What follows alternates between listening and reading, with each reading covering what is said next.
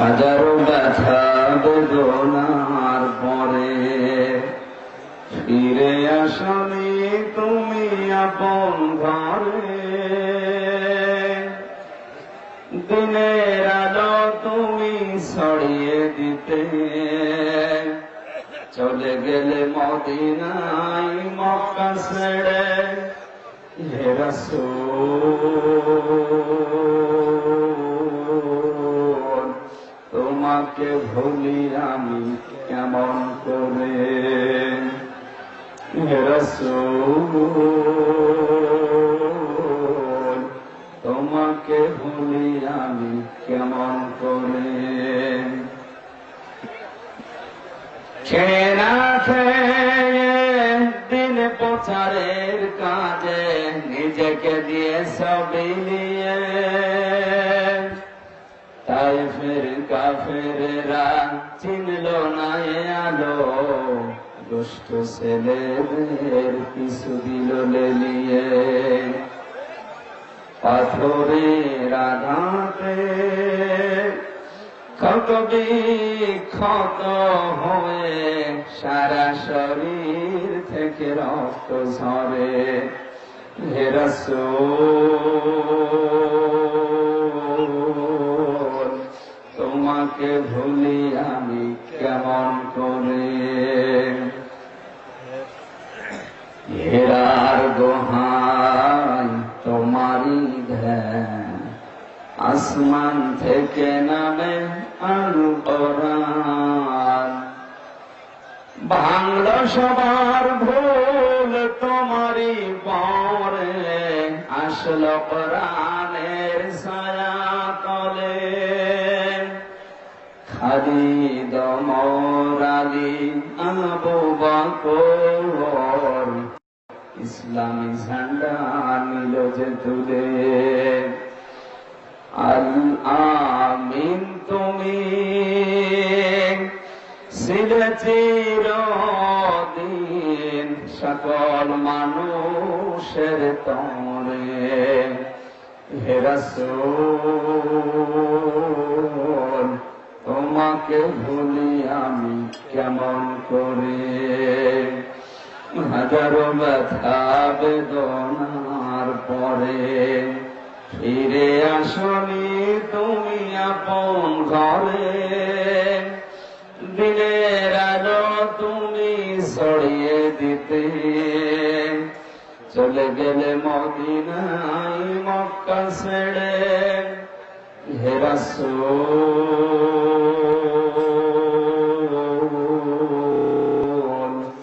তোমাকে ভুলি আমি কেমন করে। বালাগাল উলা বিকামালিহি কাশাফাত দুজা বিজামালিহি।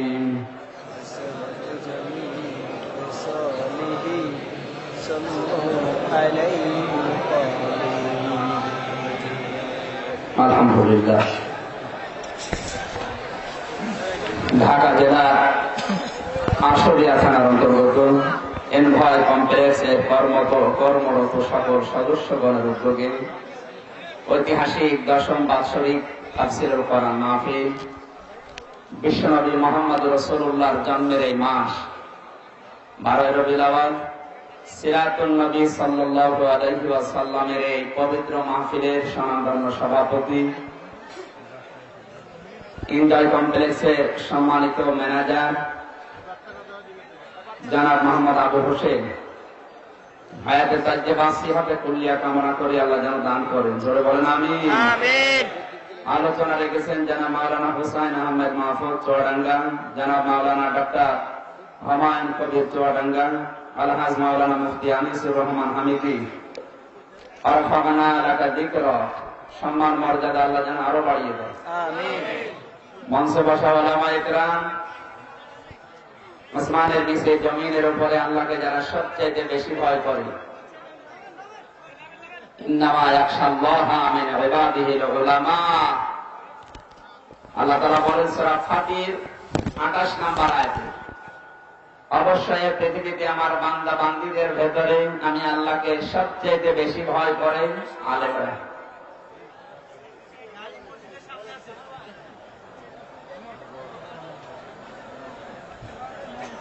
স্টেজে সহ আমার সামনে অনেক আলেম বসে আছে।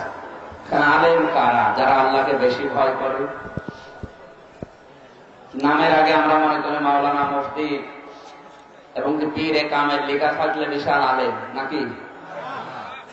আলেমকে কথা কোরআন শরীফ বলবে। কে বলবে? কিয়ামতের দিন যে 5টা প্রশ্ন আল্লাহ করবেন, তার 5 নম্বরে এইটা, আন ইলমিহি মাযা আমিলা ফি, মুত্তাফাকুন আলাইহি। যতটুকু জানতে তার উপরে কতটুকু আমল করেছো এটা বলো। আলেমের সংজ্ঞায় বিশ্বনবী নিজে জানিয়েছেন, আলেম তো বলা হয় ওই লোকটাকে যে তার জ্ঞান অনুযায়ী আমল করে। এখন জ্ঞান থাকার পরেও যদি ওই কথাটা কেউ বাস্তব জীবনে আমল করতে না পারে, ওটা আলেমের বিপরীত যেটা আছে সেইটা জালেম। আল্লাহ রাব্বুল আলামিন দলিল দিয়েছেন, ওমান আযলামু মিম্মান কাতামা শাহাদাতান ইনদাহু মিনাল্লাহ ওয়াল্লাহু বিগাফিলিন আম্মা তা'মালুন। সূরা বাকারার 140 নম্বর আয়াতে আল্লাহ জানিয়েছেন, আযলাম ইসমে তাফসীর, এই পৃথিবীতে কোন ছোটখাটো জালেমের পরিচয় আল্লাহ দেননি। আল্লাহ বলেন, বড় জালেম আমি আল্লাহর দরবারে ওই লোকটা, মিম্মান কাতামা শাহাদাতান ইনদাহু মিনাল্লাহ, যার কাছে আল্লাহর কোরআনের জ্ঞান আছে কিন্তু দুনিয়ার স্বার্থে সেগুলো গোপন করে রাখে। এগুলো আলেম না, এগুলো আল্লাহর দরবারে বড় জালেম। তারা পৃথিবীর জরিপ যেটা, এখন আলেমদের ভেতরে নামধারী জালেম তৈরি হচ্ছে বেশি। সুতরাং এখানে যারা আলেম আছে, আল্লাহর কোরআনে নবীদের হাদিস অনুযায়ী, তারা যারা জ্ঞান অনুযায়ী আমল করে, জ্ঞানের উপরে আমল করতে গিয়ে আমরা দেখেছি পৃথিবীর ইতিহাস, অনেক নবী সাহাবী তাদের নাম পর্যন্ত জালেমরা পাল্টিয়ে দিয়েছে। মুসা আলাইহিস সালাম তার জ্ঞানের উপরে আমল করতে গিয়ে তার নাম হারিয়ে ফেলেছে। ইহুদিরা তার নাম দিয়েছে যোসেফ। হযরত ঈসা আলাইহিস সালাম জ্ঞানের উপরে আমল করার কারণে খ্রিস্টানরা তার নাম দিয়েছে যিশু। হযরত দাউদ আলাইহিস সালামের নাম দিয়েছে ডেভিড। ইব্রাহিম আলাইহিস সালামের নাম দিয়েছে আব্রাহাম। বিশ্ব নবীর নাম উল্টা পাল্টা দিয়েছে তারা, কখনো দিয়েছে জাদুকর, কখনো দিয়েছে মাজনুন। কথা বলে না? নবীদের বিখ্যাত সাহাবী হযরতে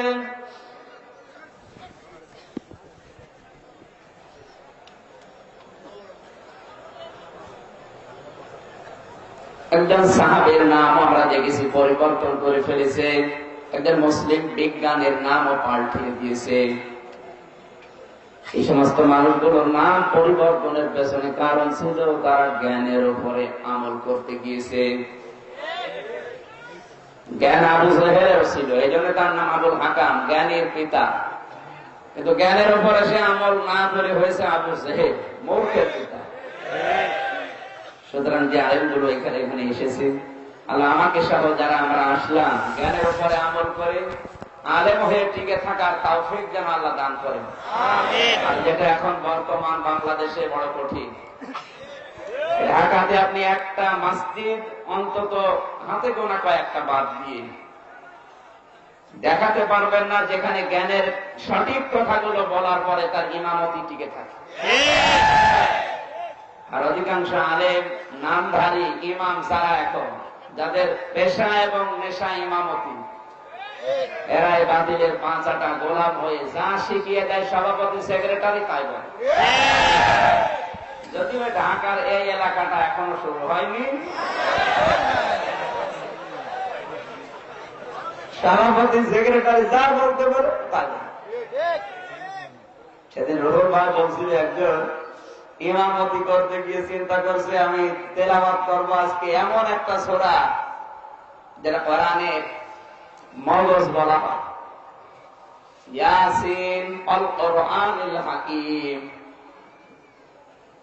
সেক্রেটারি পেছন দিক থেকে নামাজ শেষ করার পর বলে, হুজুর আপনি কি করলেন? সভাপতির নাম ইয়াসিন আর ওর বাবা মরে গেছে নাম হাকিম। প্রথম দিন আপনি ইমামতি করতে এসে বাপ বেটার নামে সূরা পড়েন, আমার নামে তো সূরা নেই। আগামী সপ্তাহে যদি আমার নামে সূরা না পড়েন, আপনার আমি রাখবো না। চিন্তা করছে সেক্রেটারির নাম আছে বাবর, বাবরের নামে সূরা পাবো কোথায়? কোরআন শরীফ খুঁজে দেখে না, বাবরের নামে কোন সূরা নেই, কিন্তু জুমার দিন পড়াই লাগবে।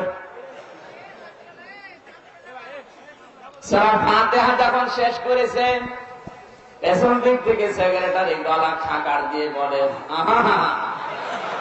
হুজুর আমি কিন্তু আসি, আমার নামে সূরা চাই। চিন্তা করছে কি সূরা বানিয়ে ফেলেছে, একটা ডিজিটাল সূরা। টান দিয়ে পড়েছে, ইয়া বাবর আনতা কালবুন ওয়া আবুকা খিনজির ওয়া জাদ্দুকা হিমার ওয়া ইন্নাকুম লাজাহিলুন। ক্যাশিয়ার বলছে আল্লাহু আকবার। ক্যাশিয়ার তো খুব খুশি, সেক্রেটারিও খুশি। আজকে নাম যখন সেক্রেটারি পড়েছে, সামনে সপ্তাহে আমার নাম হবে। ডাক দিয়ে বলছে, হুজুর নতুন সূরা, একটু অর্থ বলেন তো। অর্থ বলছে, হে বাবর নিশ্চয় তুমি কুকুর, তোমার বাবা শুকর, তোমার দাদা গাধা, তোর 14 বংশ মূর্খ। ইমামতি যদিও টিকতো, টিকবে না। আর যে সমস্ত ইমামগুলো অর্থ না বলে ইমামতি করে যাচ্ছে, পেছনে যারা দাঁড়িয়ে আছে ওরা যদি বুঝতো যে ইমাম সাহেব কি পড়লো, তারপরে সপ্তাহ বাদ দিয়ে দিত। নবীজির মতো ভালো ইমাম পৃথিবীতে আর আসবে না। তিনি যে জায়গায় ইমামতি করেছিলেন ওইরকম জায়গাও দুনিয়াতে নেই। কাবা শরীফ, কাবার চত্বরে দাঁড়িয়ে বিশ্ব নবী ইমামতি করছেন, নামাজ আদায় করাচ্ছেন। নবীজির মাথার উপরে ফ্যান টাঙিয়ে দেয় না, এসি লাগিয়ে দেয় না, টাইলস মোজাইক বসিয়ে দেয় না। বিশ্ব নবী বলেন, কোরআন তেলাওয়াত করার সঙ্গে সঙ্গে কাফেররা আমার মাথার উপরে উঠে নাড়ি ভুড়ি চাপিয়ে দিত।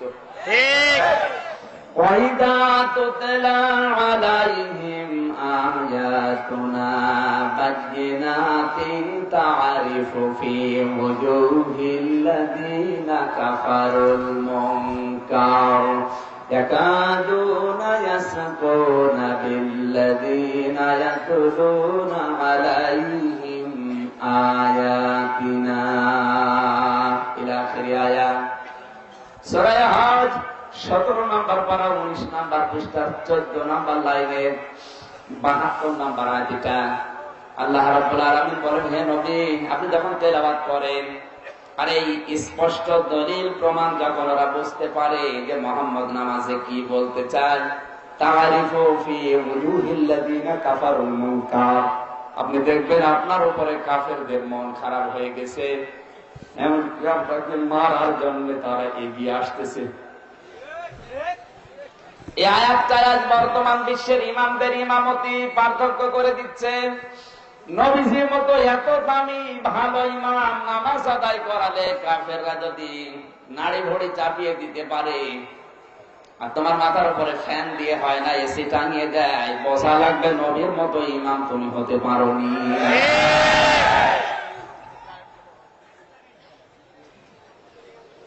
কোরআনে কারীম জানিয়েছে, যারা কোরআন শুনতো এরা যদি অনুধাবন করতো যে কি বুঝলাম এই কোরআন থেকে, ওয়াইদা সামিউ মা উনজিলা ইলার রাসূলি তারা আ'য়ুনাহুম তাফিদু মিনাদ দামি মিম্মা আরাফু মিনাল হক ইয়াকুলুনা রাব্বানা আমান্না ফাকতুবনা মা'আশ শাহিদিন। সূরা মায়েদা 7 নম্বর পারার 1 নম্বর পৃষ্ঠা 83 নম্বর আয়াতটা। আল্লাহ পাক বলেন, হে নবী আপনি যখন তেলাওয়াত করেন কোরআন, এই কোরআন শোনার পরে যারা অনুধাবন করতে পারে, যারা বোঝে এর মর্ম পানিগুলো, আপনি দেখবেন এই মানুষগুলোর চোখ দিয়ে পানি পড়ছে।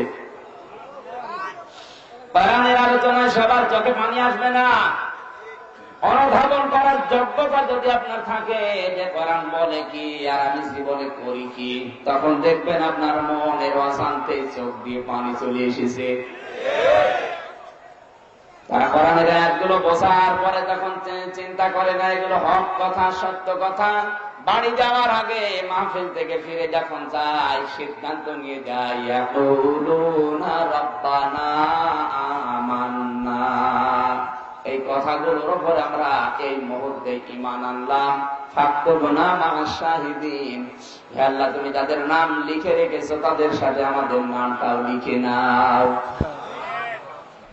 সুতরাং এখানে যারা আছে, নবীজির ইমামতির সাথে আপনার ইমামতি যদি মিলাতে চান, অন্তত ঢাকাতে আপনার ইমামতি থাকার কথা না।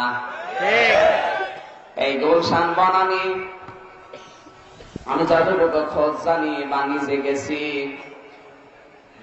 একটা ইমামতি থাকার কথা না যদি খুতবার বাংলাটাও সঠিকভাবে বলা হয়।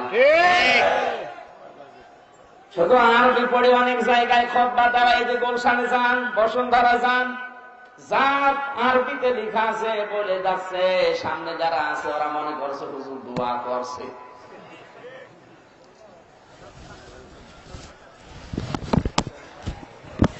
আমার তো যতটুকু ধারণা, কারণ এই সঠিক কথাগুলো আমরা ব্যাখ্যা বিশ্লেষণ করে বাস্তবতার নিরিখে যদি তুলে ধরতে পারতাম, মানুষ অনেকেই খারাপ বলতো সামনাসামনি, কিন্তু পেছনে গিয়ে চিন্তা করতো না এটা ঠিক।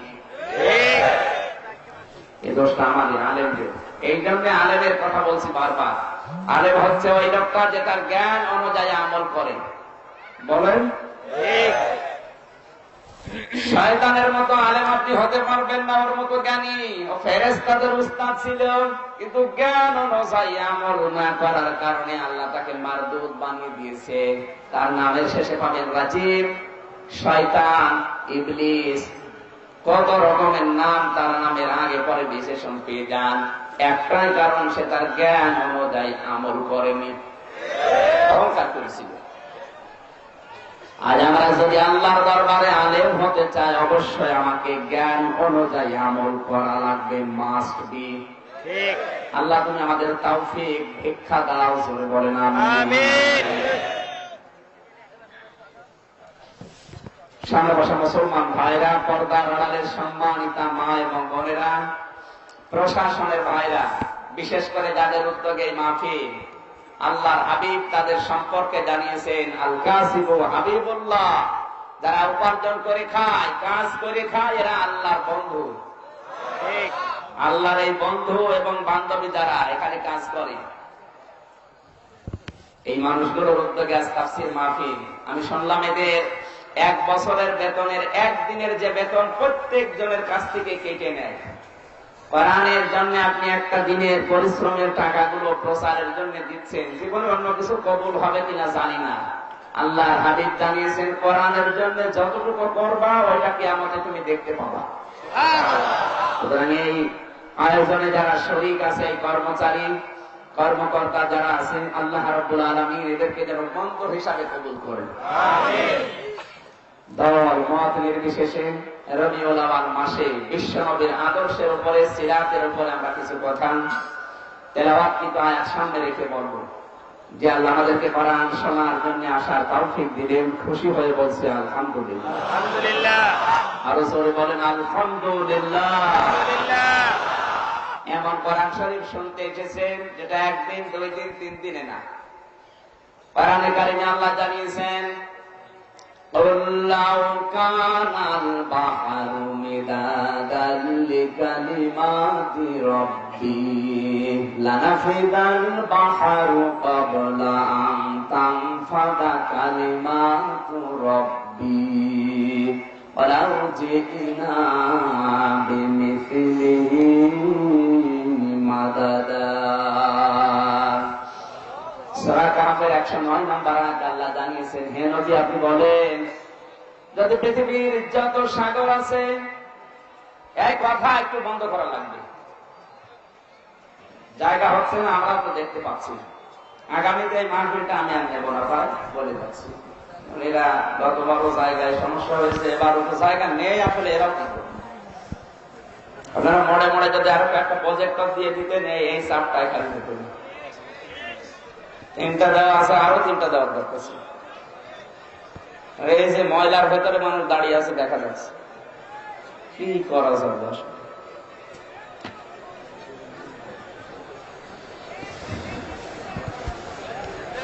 মুসাফির অবস্থায় দোয়া করছে যে আকর্ষণটা আপনি আজকে দেখালেন কোরআনের উপরে না আমির হামজার উপরে?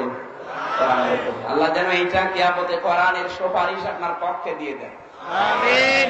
আল কোরআন হুজ্জাতুল লাকা ওয়া আলাইকা। নবী বলেন কোরআন যদি কারো পক্ষে সাক্ষী দেয় আল্লাহ তাকে জান্নাত দিয়ে দেবে। আমাদের আসল মঞ্জিলে মাকসুদ যেটা আমাদের উদ্দেশ্য ওটা কোরআনের পক্ষে থাকার কারণে পাওয়া যাবে। আপনার যে আবেগ দেখছি আবেগটা যেন আপনি ধরে রাখতে পারেন, নাকি লোক দেখানোর জন্য এসেছেন? আলহামদুলিল্লাহ, কষ্ট করাই লাগে ভাই, উপায় না, একটু কষ্ট করাই লাগে। যেভাবে আছেন এভাবে 1-1.5 ঘন্টা শুনে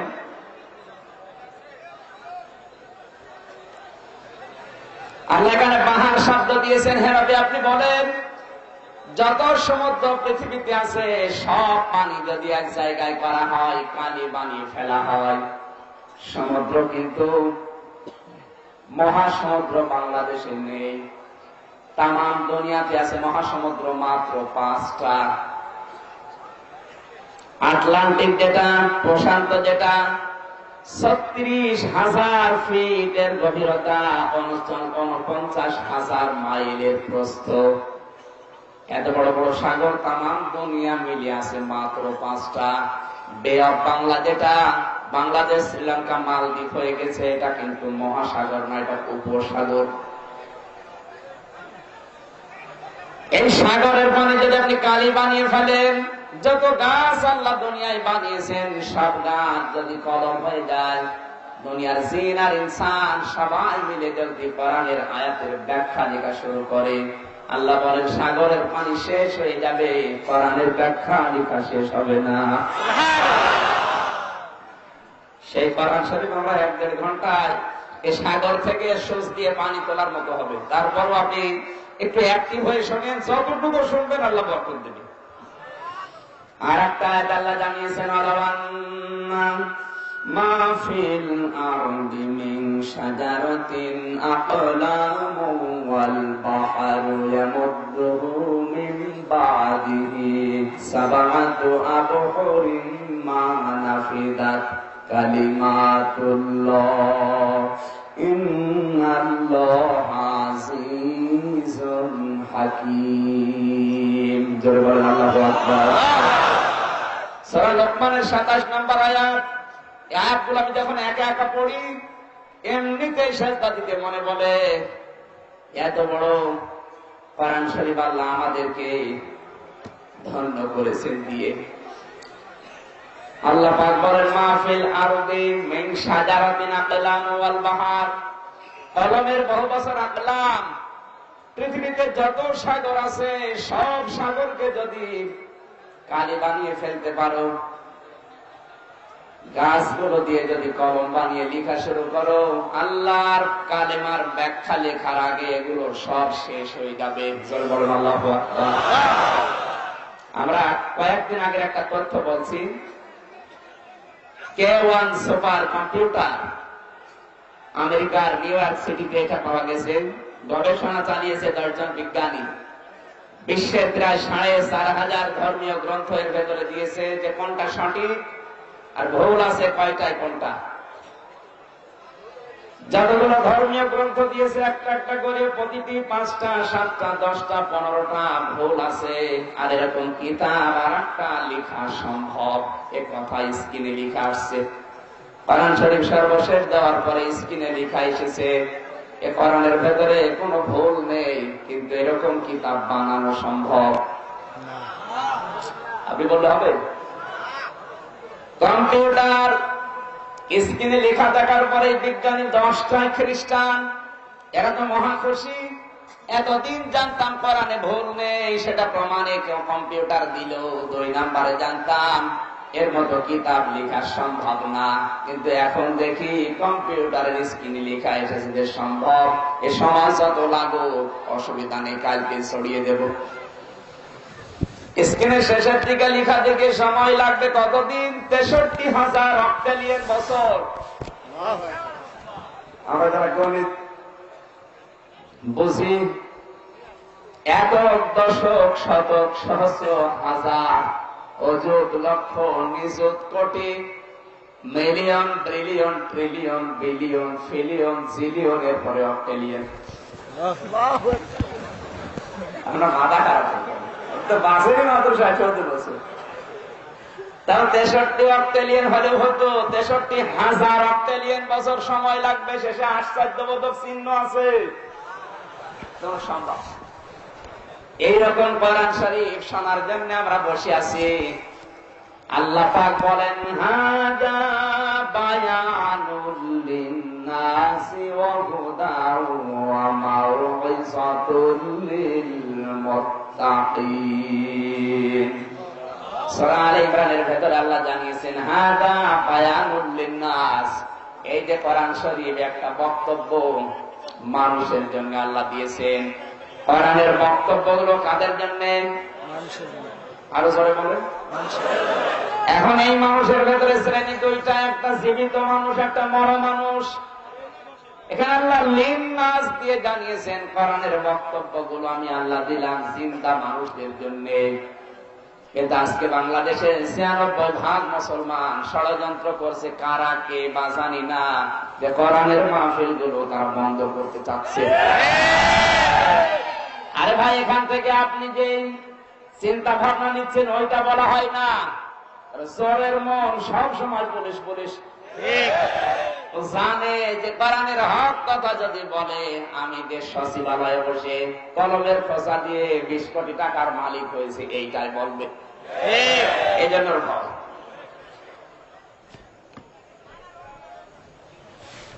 সব কিছু চলবে দুনিয়াতে। কোরআনের মাহফিল গুলো বন্ধ করার পায়তারা করো। তোমার মুখ দিয়ে এই রায় আসে, এই বক্তব্য আসে, আর তুমি মারা গেলে কোরআন পড়ে তোমার কবরে দেওয়া হবে। আল্লাহ পাগল হয়ে গেছে। চিন্তা ভাবনা বাদ দিন। বলে বিশৃঙ্খলা হবে, এতগুলো মানুষ এক জায়গায় হবে, ঝামেলা আসবে। কোরআনের মাহফিলে ঝামেলা হয়েছে আজ আমি শুনিনি, বিশৃঙ্খলা হয়েছে শুনিনি। কোরআন শুনি মানুষ আর শৃঙ্খলাবদ্ধ হয়। আপনার তার অনুমতি না। সৌদি আরবের মতো আপনার টাকা পয়সা দিয়ে আরো সাহায্য করার দরকার ছিল। আমি সৌদি আরবে যাবার পরে যতগুলো প্রদেশে গেছি, যত জায়গায় কোরআনের কথা বলেছি, জনগণ আপনাদের মতো আমার টাকা দেয়নি। ওই দেশে যারা দায়িত্বে আছে সরকারি ভাবে তারা টাকা দিয়ে কোরআন প্রচার করায়, নিজেরা তো দেয় না। জনগণ একটু কোরআনের পক্ষে আসবে, কোরআনের কথাগুলো শুনে তাদের জীবনের পরিবর্তন ঘটাবে, তাও তুমি হতে দিতে চাও না।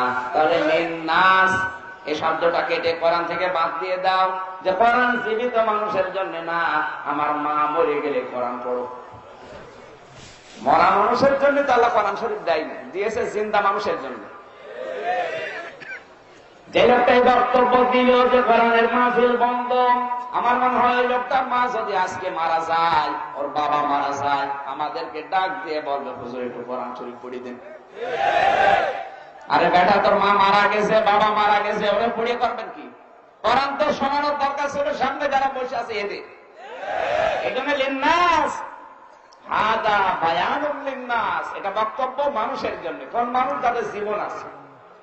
যেন মানুষ মারা গেলে কোরআন পড়া না পড়ার সমান, ওর জন্য পড়ে আপনি করবেন কি?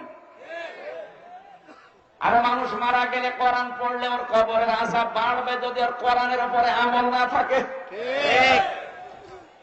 মারা যাওয়ার সঙ্গে সঙ্গে কিন্তু ফেরেশতারা হাজির হয়ে যায়। যদি আপনি ঈমান নিয়ে মরতে পারেন তাহলে রহমতের ফেরেশতা আসবে, আর বেঈমান হয়ে যদি মারা যান গজবের ফেরেশতা আসবে। আমি যদি বসে বসে তেলাওয়াত করি আলহামদুলিল্লাহি রাব্বিল আলামিন, ফেরেশতারা আপনাকে গোতা দিয়ে বলবে, বেটা কি বলে? সব প্রশংসা আল্লাহর জন্য দেওয়ার কথা, তোর প্রশংসা সারা জীবন ছিল তোর বাবার জন্য। পাগলকে যদি বলা হয় ভাই নৌকা নাড়াবি না, ও বলে আমার মনে ছিল না। আপনি তো ফেরেশতাদেরকে মনে করে দিচ্ছেন। কথা বলো।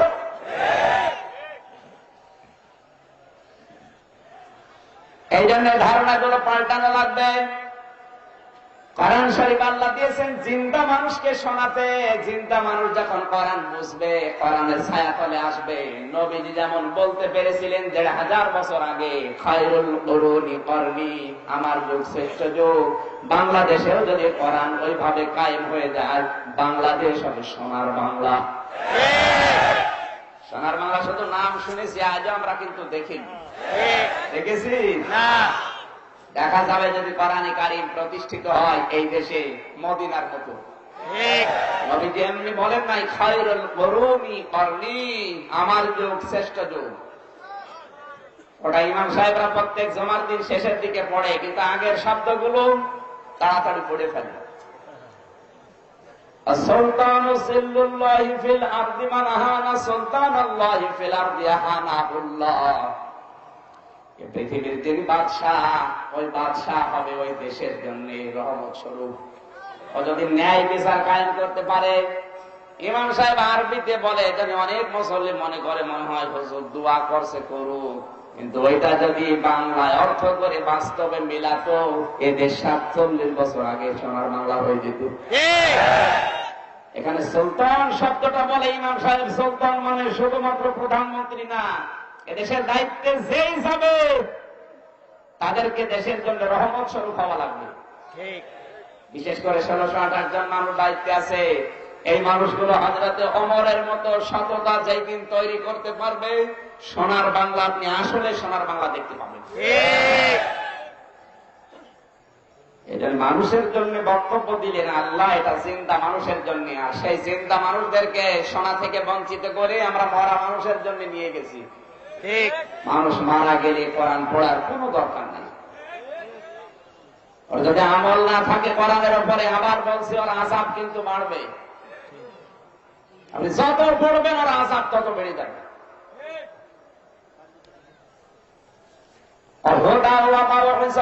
দুইটা জিনিস এই কোরআনে দিলাম। ১ নম্বরে পথ নির্দেশিকা, ২ নম্বরে রহমত।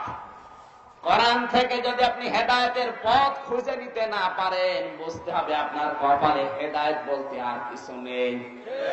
আর পৃথিবীর শ্রেষ্ঠ রহমত হচ্ছে আল্লাহর কাছে কোরআন শরীফ। আল্লাহর কাছে পৃথিবীর শ্রেষ্ঠ রহমত কি? আরো জোরে বলেন। সুতরাং কোরআনের কাছে আপনি এসেছেন আজকে পথ পাওয়ার জন্য। দল মত সব ভুলে যান। কোরআনের এখন যে ডিরেকশন গুলো দেওয়া হবে, এটা আমি কারোর দিকে তাকিয়ে ইঙ্গিত করি না, আমার নিজের দিকেও তাকিয়ে বলছি। যদি আমার ভেতরে ওই পথটা না থাকে, আজকে আমাকে ওই পথে যাওয়া লাগবে। তো মানুষ ভুল করে রুখতে না, এই জন্য হুদান শব্দ দিয়েছেন। হুদা শব্দের অর্থ হচ্ছে বিচক্ষণতা। হুদা মানে পথ, হুদা মানে সরল পথ, হুদা মানে দেখানো পথ। নবী রাসূল যেটা দেখিয়েছে। জিনদের সামনে নবীজি যখন কোরআন পড়েছিলেন, জিনেরা মাত্র কয়েক মিনিট কোরআন শোনার পরে তারা কয়েকটা কথা জানিয়েছে।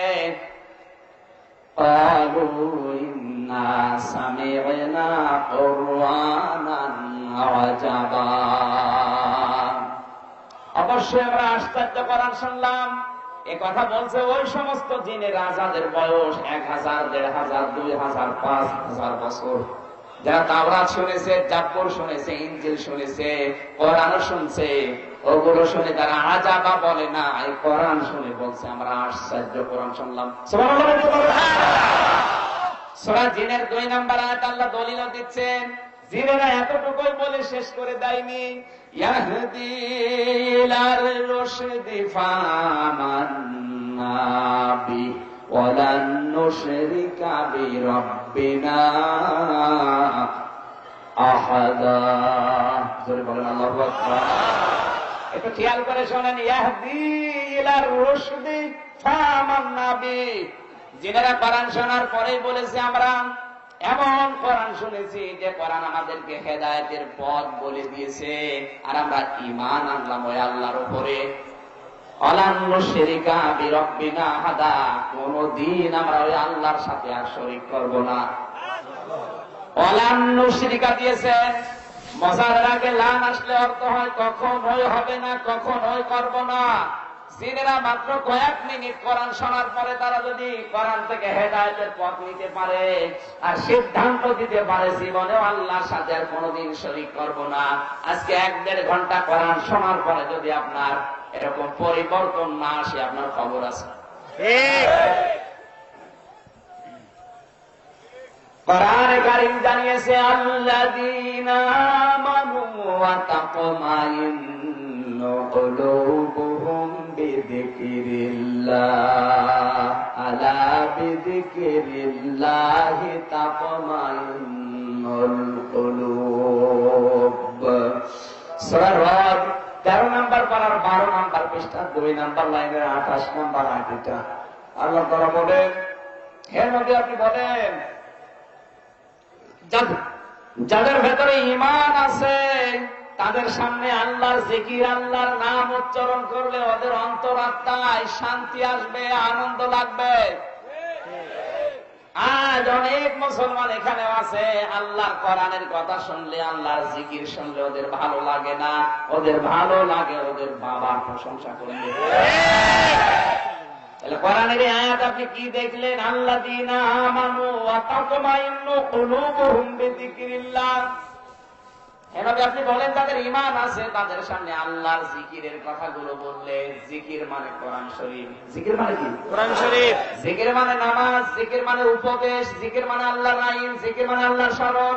এই সমস্ত কথাগুলো যখন স্মরণ করানো হবে আল্লাহ সম্পর্কে, যাদের ঈমান আছে ওদের অন্তরের ভেতরে আনন্দ লাগবে, শান্তি লাগবে।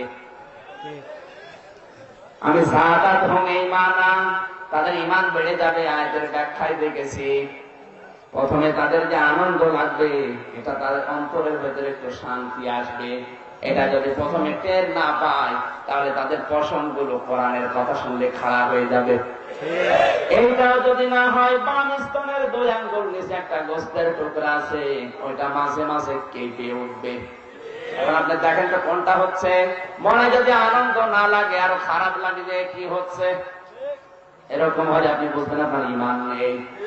আনন্দ লাগা লাগবে 1 নাম্বার। 2 নাম্বার, ওটা যদি না হয় শরীরের পশম আপনার খাড়া হয়ে যাবে কোরআনের আয়াত শুনলে। এইটাও যদি না হয়, বাম স্তনের নিচে যে গোস্তের টুকরা দেখবেন কেঁপে কেঁপে ওঠে কিনা। এই 3টার একটা যদি কারো না হয়, নবী যে বলেন ওর ঈমান নেই, ওটা টাটকা বেঈমান। এখানে তার বেঈমান নেই। কোরআনের কথা এখানে বললে সবাই খুশি নাকি? সবাই খুশি হলে তো হয়েই যেত।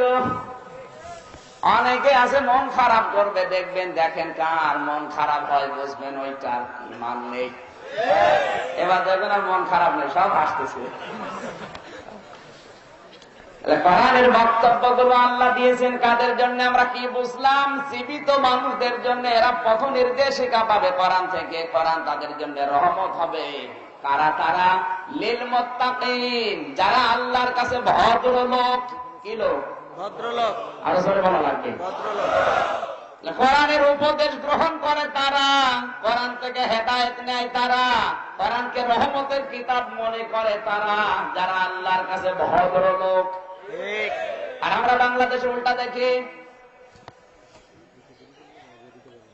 সকাল 9টা 10টায় ওঠে, মুখ না ধুয়ে চা খেয়ে পেপার পড়ছে ভদ্রলোক।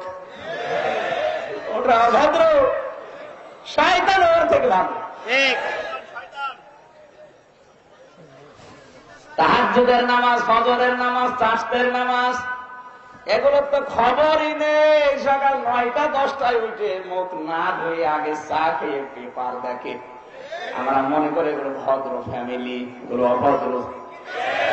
আল্লাহর ভাষায় ভদ্রলোক কারা? কোরআনের উপদেশ তারা মেনে নেয়, কোরআনকে যারা রহমত মনে করে। কথা বলে না কেন?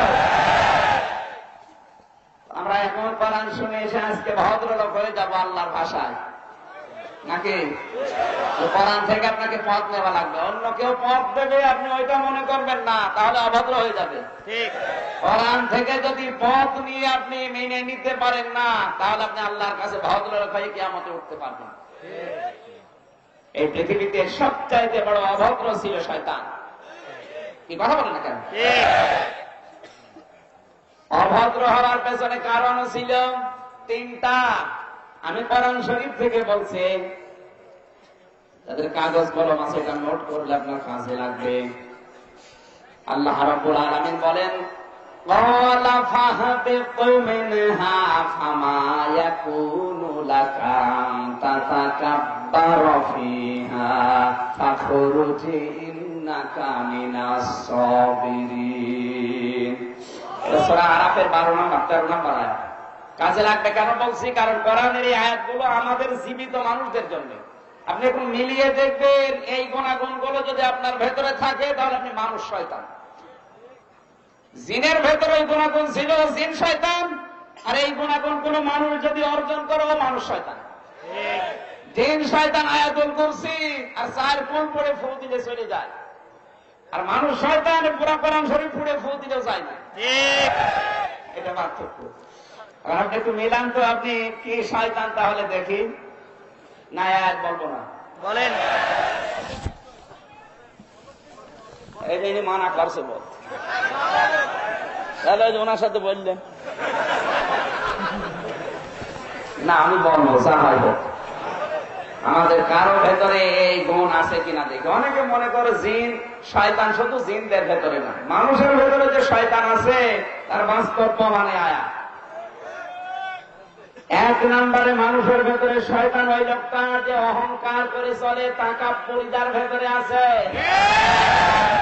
কি হনুরে হনুমান হয়ে গেছে, ওর নিচে যারা আছে তাদের কি দামই দিতে চাই না। এই অহংকার করা মানুষগুলো যখন বিদায়ও নেয়, দেখবেন ওর যারা সহকর্মী ছিল আনন্দ পায়। আরো আমি অনেক ডিসি, এসপি, টিএনও, ওসি, বিশেষ করে এই সমস্ত মানুষের বিদায় সংবর্ধনা অনুষ্ঠানে গিয়েছি।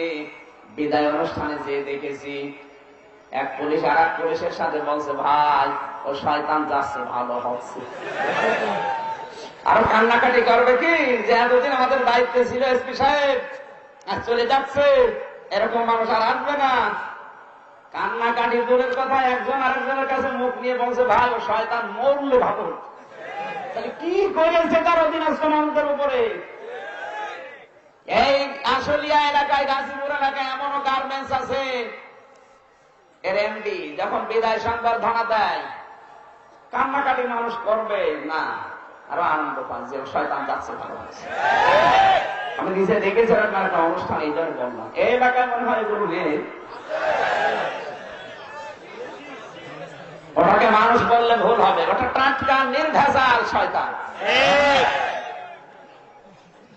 কারণ অহংকার যার ভেতরে থাকে আর মানুষ থাকে না, ও কি হয়? এখানে শব্দের দিকে খেয়াল করবেন, তাতা কাব্বারা, এটা মোজারের আলোচনা, বর্তমান, ভবিষ্যৎ, প্রেজেন্ট, ফিউচার। আল্লাহ যদি শুধু শয়তানকে মিন করতো তাহলে কাব্বারা দিত, না দিয়ে তাতা কাব্বারা দিয়েছেন। যেহেতু বর্তমান আর ভবিষ্যৎ বলতে কিয়ামত পর্যন্ত এই আয়াতটা কোরআনে থাকবে, না বাদ হয়ে যাবে? তাহলে কিয়ামত পর্যন্ত যদি কোন মানুষও অহংকার করে, তাকাব্বুরি করে, বুঝতে হবে ওইটাও শয়তানে ধরেছে। শয়তানে ধরেছে, আপনি বুঝলেন কি করে? এবার তাকান, এই যে আবুল কাশেম ভাই এখন যদি বাড়িতে যেয়ে স্ত্রীকে সালাম দেওয়ার পরে ওয়ালাইকুম আসসালাম আসে না, বলছে কুকুরের বাচ্চা, ওনার ভালো লাগবে? ভালো তো লাগবে না, রাগও করবে না। জ্ঞানী মানুষ, বিচক্ষণ মানুষ চিন্তা করবে, শিক্ষিতা মেয়ে, ভদ্র মেয়ে, বংশীয় ঘরের মেয়ে, আমি সালাম দিলাম, ওয়ালাইকুম আসসালাম না বলে গালি দেয়, কুকুরের বাচ্চা বলছে আমারে, অবশ্যই এর মাথা খারাপ হয়েছে, এর জিনিয়ে পড়েছে, এই মনে করবে। কিন্তু যদি জ্ঞানী মানুষ হবে, কথা বলে না কেন?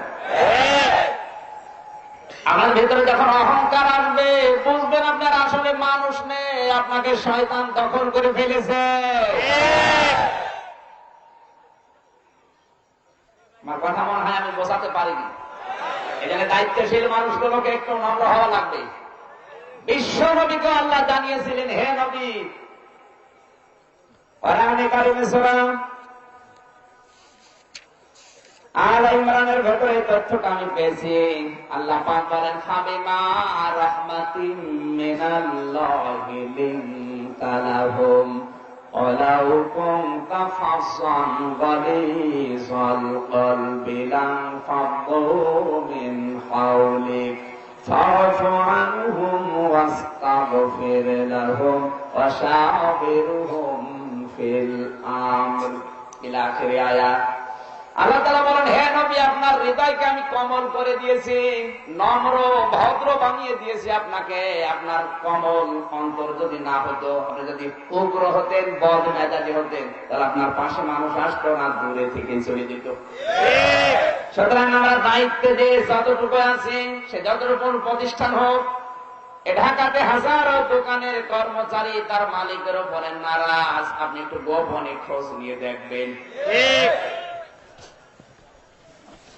হযরতে যায়েদ রাদিয়াল্লাহু তাআলা আনহুর জীবনী দেখলাম, বাবার সাথে চাচার সাথে তিনি যেতে রাজি না, ডাক দিয়ে বলেছেন, হে বাবা, হে চাচা, আপনি বাড়ির সম্পদের কথা বাদ দেন, তামাম দুনিয়াও যদি আমার নামে লিখে দেন, এই মুহাম্মদুর রাসূলুল্লাহর বাড়িতে আজ আমি 7 দিন আছি, এই 7 দিনে যে ব্যবহার পেয়েছি, তামাম দুনিয়া দিলে ওই লোকটাকে ছেড়ে যাওয়া যায় না। সুবহানাল্লাহ! কি ব্যবহার পেয়েছিলেন 7 দিনে এই লোকটা? আপনার দোকানে যে কর্মচারী আছেন, আপনার গার্মেন্টসে যে শ্রমিক আছে, ওকে একদিন গোপনে ডাক দিয়ে বলবেন, ও বাবা, তোরে 5 লাখ টাকা দেবো, তুই চলে যাবি। বলবে, শয়তান, তোর টাকা দেওয়া লাগবে না, তুই আমাকে ছেড়ে দে। কি করেন তো? আমি একটু বেশি বলে ফেললাম? এগুলো আছে, পৃথিবীতে আছে। তাহলে আপনাকে শয়তান দখল করে ফেলেছে, আপনি বুঝবেন ওই সময় যখন দেখবেন আপনার ভেতরে অহংকার, তাকাব্বুরি। শয়তানের সমান অহংকার করে প্রথমে বলেছিল, একে আমি সেজদা দেব। কোন কারণে? কারণ ওকে বানিয়েছেন মাটি দিয়ে, আমাকে বানিয়েছেন আগুন দিয়ে। আমার ভেতরে পাওয়ার আছে, ক্ষমতা আছে, শক্তি আছে। আর এর ভেতরে পাওয়ার নেই, ক্ষমতা নেই, শক্তি নেই। ও 10 বছর ক্ষমতার বাইরে। ওর সামনে আমি মাথা নত করবো কোন কারণে? ঠিক। আমার ভাইরা, অনেকে না বোঝার ভান করে আছে, অনেকে না বোঝার ভান করে থাকে। মানে না বোঝার ভান করে থাকলে আমার ভালো। শয়তান অহংকার করেছিল ক্ষমতার, কিসের? আরো জোরে বলা লাগবে, ক্ষমতার। আজ যদি পৃথিবীতে কেউ ক্ষমতার অহংকার করে, বুঝতে হবে শয়তান তাকে মুরিদ বানিয়ে ফেলেছে। ওর শুধু 8 রশির মুরিদ না, ওর শুধু দেওয়ানবাগের মুরিদ না, ওর হাজারবাগী কুতুববাগের মুরিদ না, ও মুরিদ আসল শয়তানের। ক্ষমতার অহংকার যেই করবে, ওটা নিজেই শয়তান। সঙ্গে সঙ্গে আমার আল্লাহ ডিসিশন দিয়েছিলেন, কোরআনে কারীম জানিয়েছেন, ফাখরুজ, বের হয়ে যা, ইন্নাকা মিনাস সাবিরিন, তোকে আমি দুর্বল করে দিলাম, তোকে আমি সাবিরিন, ছোট বানিয়ে দিলাম, তোকে আমি অপদস্থ করে দিলাম। কিয়ামত পর্যন্ত মানুষ নিজে অন্যায় করবে আর গাল দেবে তোরে। আপনি আজও তাকান বিশ্বের দিকে, শুধু বাংলার মুসলমানেরা, এই যে তামিলনাড়ুতে ওদের ভাষায় ওরা কিছু হলে আগে গালি দেয় শয়তানকে। নিজে অন্যায় করছে, অন্যায়টা করার পরে যখন সংগঠিত হয়ে গেছে অন্যায়, তখন আগে গাল দেয় শয়তানকে, এরপরে যার জন্য অন্যায় হয় তাকে। এখানে ফুটবলকে একদিন এক লোক বলছে, ভাই তুমি এত লাঠি খাও কেন? ফুটবল বলছে, আমি পরের পামে ফুলি। ঠিক, মানুষ আমার পাম দিয়ে ফোলায়, এরপরে লাঠি দেয়। আমি তো নিজের পামে ফুলতে পারি না, নিজে তো আমি ফুলি না, মানুষ আমার পাম দিয়ে ফোলায়। আমি ফুলে মোটা হয়, তখন আমার লাঠি দেয়। শয়তানকে আল্লাহ ছোট বানিয়ে দিয়েছেন, সাগিরিন, দুর্বল, নিকৃষ্ট বানিয়ে দিয়েছেন। শুধু এতটুকু বললেই তো শেষ হয়ে যেত। সঙ্গে সঙ্গে শয়তান আল্লাহকে বলে, রব্বুল আলামিন 70 লক্ষ বছর ইবাদত করলাম, আমি কি কিছু পাবো না? আল্লাহ বলেন, কি চাও? ওই দিন শয়তান 3টা জিনিস আল্লাহর কাছে চেয়ে নিয়েছে। কিয়ামত পর্যন্ত শয়তান মার্কা মানুষ যারা দুনিয়ায় আসবে, ওরা দেখতে মানুষের মতো, কিন্তু এই 3টা জিনিস চাইবে। কান খাড়া করে মিলাবেন। 1 নম্বরে,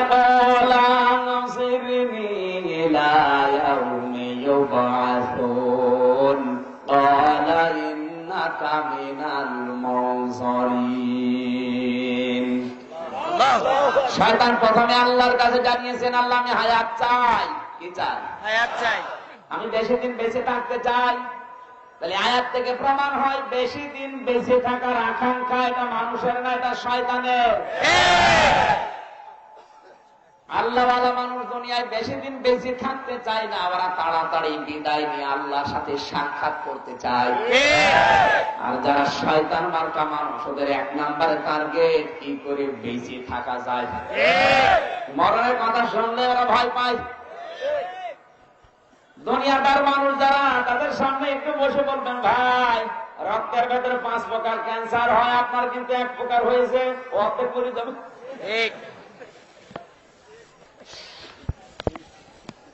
2 নম্বরে শয়তান বলেছে আমি ক্ষমতা চাই, টাকা পয়সা চাই। আল্লাহ বলেন দিলাম। ইস্তাকানি তামাম দুনিয়ার দিকে ক্ষমতা যাদের বেশি, টাকা পয়সা যাদেরই বেশি, ওরা আল্লাহ রাসূলের বিরুদ্ধে বেশি। টাকা পয়সা আল্লাহ দিয়েছে যে সালমান, কি মোহাম্মদ সালমান, না না সৌদি আরবে। বাংলাদেশের কথা বলে আমি মায়ের খাবো? সৌদি আরব মোহাম্মদ সালমান, বাদশাহ সালমান, শয়তানকে ছাড়িয়ে গেছে, টাকা পয়সা আছে। আমাদের দেশে আমরা তো মাটি করলে পানি পাই, কাদা পাই, আর ওদের দেশে ওরা মাটি করলে তেল পায়, স্বর্ণ পায়। এত টাকা এত সম্পদ আল্লাহ দিয়েছে, আল্লাহর জন্য ব্যয় করা দূরের কথা, এখন ব্যয় করছে ট্রাম্পের কথায়। বলে না কেন? আল্লাহওয়ালা মানুষের স্রোতে যদি এই করে, আর বাকি দেশে যারা বেঈমান আছে, ইহুদি খ্রিস্টান মুশরিক আছে, তাদের কথা তো বাদই দিলাম। আমরা দেখতে পাচ্ছি শয়তানের 2 নম্বর আচরণ। শয়তান বলেছিল রব্বুল আলামিন আমি টাকা পয়সা চাই, ক্ষমতা চাই, পাওয়ার চাই। বিশ্বে যেটা প্রমাণ হয়েছে, ক্ষমতা টাকা পয়সা যাদেরই বেশি, এরা আল্লাহ রাসূলের বিরুদ্ধে আসবে বেশি। 3 নম্বরে শয়তান বলেছিল ক্বালা ফাবিমা গাওয়াইতানি লাকুদান্না লাহুম ইলা সিরাতাকাল মুস্তাকিম। সূরা আরাফের 16 নম্বর আয়াত। শয়তান বলেছে আল্লাহ আমি কিন্তু তোমার বান্দাদেরকে ধোঁকা দিয়ে, বোকা বানিয়ে জাহান্নামে নেওয়ার জন্য কোন খারাপ রাস্তায় থাকবো না, আমি থাকবো ভালো ভালো রাস্তার মোড়ে মোড়ে। এই জন্য আপনি শয়তানকে কোর্টে যেয়ে পাবেন না, কারণ ও জানে যে এখানে যারা আসতেছে অধিকাংশ গুলোই ঘুষখোর। আমার ভাইরা ভাই, সিনেমা হলের সামনে গিয়ে শয়তান পাবেন না, কারণ ও জানে যে এখানে যারা বান্ধবে নিয়ে আসবে এরা আমার চাইতে বড় শয়তান। শয়তানকে যে গোয়ালন্দ ঘাটে পাবেন না, যশোরের অভয়নগরে পাবেন না, কারণ ও জানে যে এখানে যারা আসে যে জেনা ব্যভিচার করছে আমাকে ছাড়িয়ে গেছে। শয়তান থাকে কোথায়? এমভাই গার্মেন্টস এর উদ্যোগে তাফসীর মাহফিলের ডাক দেওয়া হচ্ছে। হাজারো মানুষ বিভিন্ন জায়গা থেকে কোরআনের টানে ছুটে আসে। মোড়ে মোড়ে দেখবেন শয়তান বসে বসে দমা ছড়ায় আর বলে আজকে রাজনীতি হবে। এলাকায় মনে হয় কোনো শয়তান আসেনি। আমার তো মনে হচ্ছে 1500 বছর আগের আয়াত এখন সব মিলে যাচ্ছে। সুতরাং কোরআন যারা আমরা শুনতে এসেছি, আমরা মরা না জিন্দা? কোরআন থেকে হেদায়েত খোঁজেন। কোন মানুষ আপনাকে হেদায়েত দিতে পারবে না শুধু কোরআন বাদ দিয়ে। এখানে মহতাজ হয়ে থাকেন, অবশ্যই আপনাকে কোরআন হেদায়েতের রাস্তা বলে দেবে।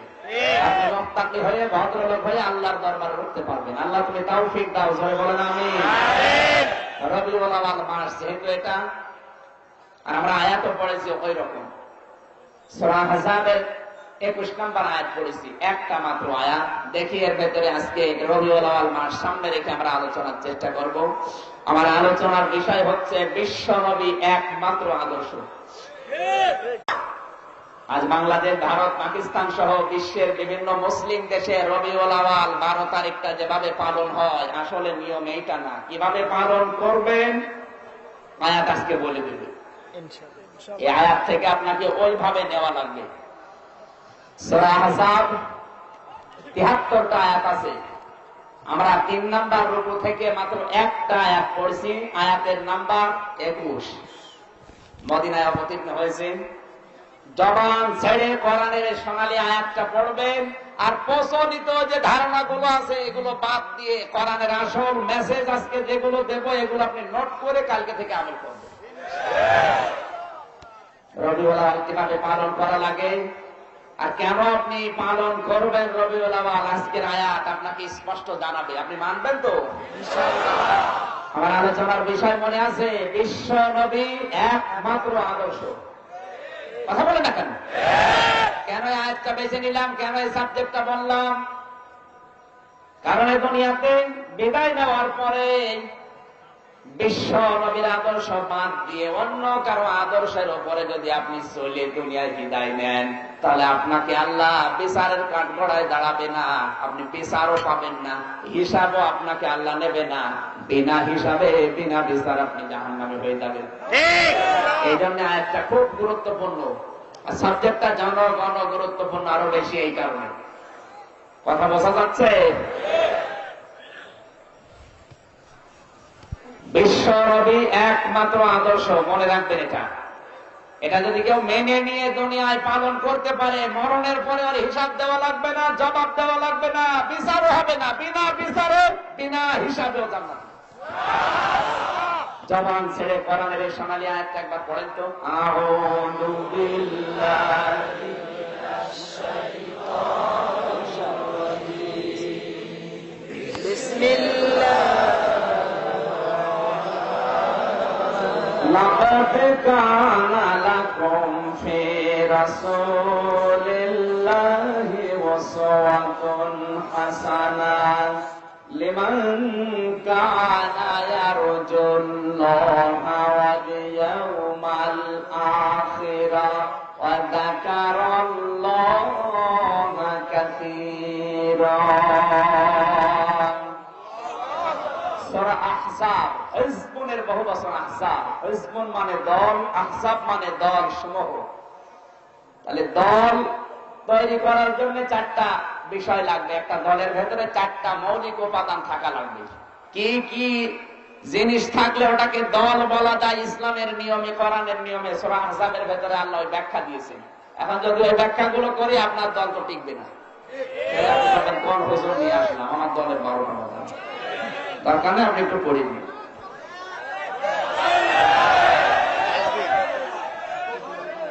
কাজই দিচ্ছি। একটা দল করতে চারটা জিনিস লাগে। কয়টা? একটা অফিস লাগে, লাগে না? লাগে। আমাদের একটা অফিস আছে, নাম মসজিদ। মুসলমানদের যে দল, সে দলের যে একটা অফিস থাকবে, অফিসের নাম কি?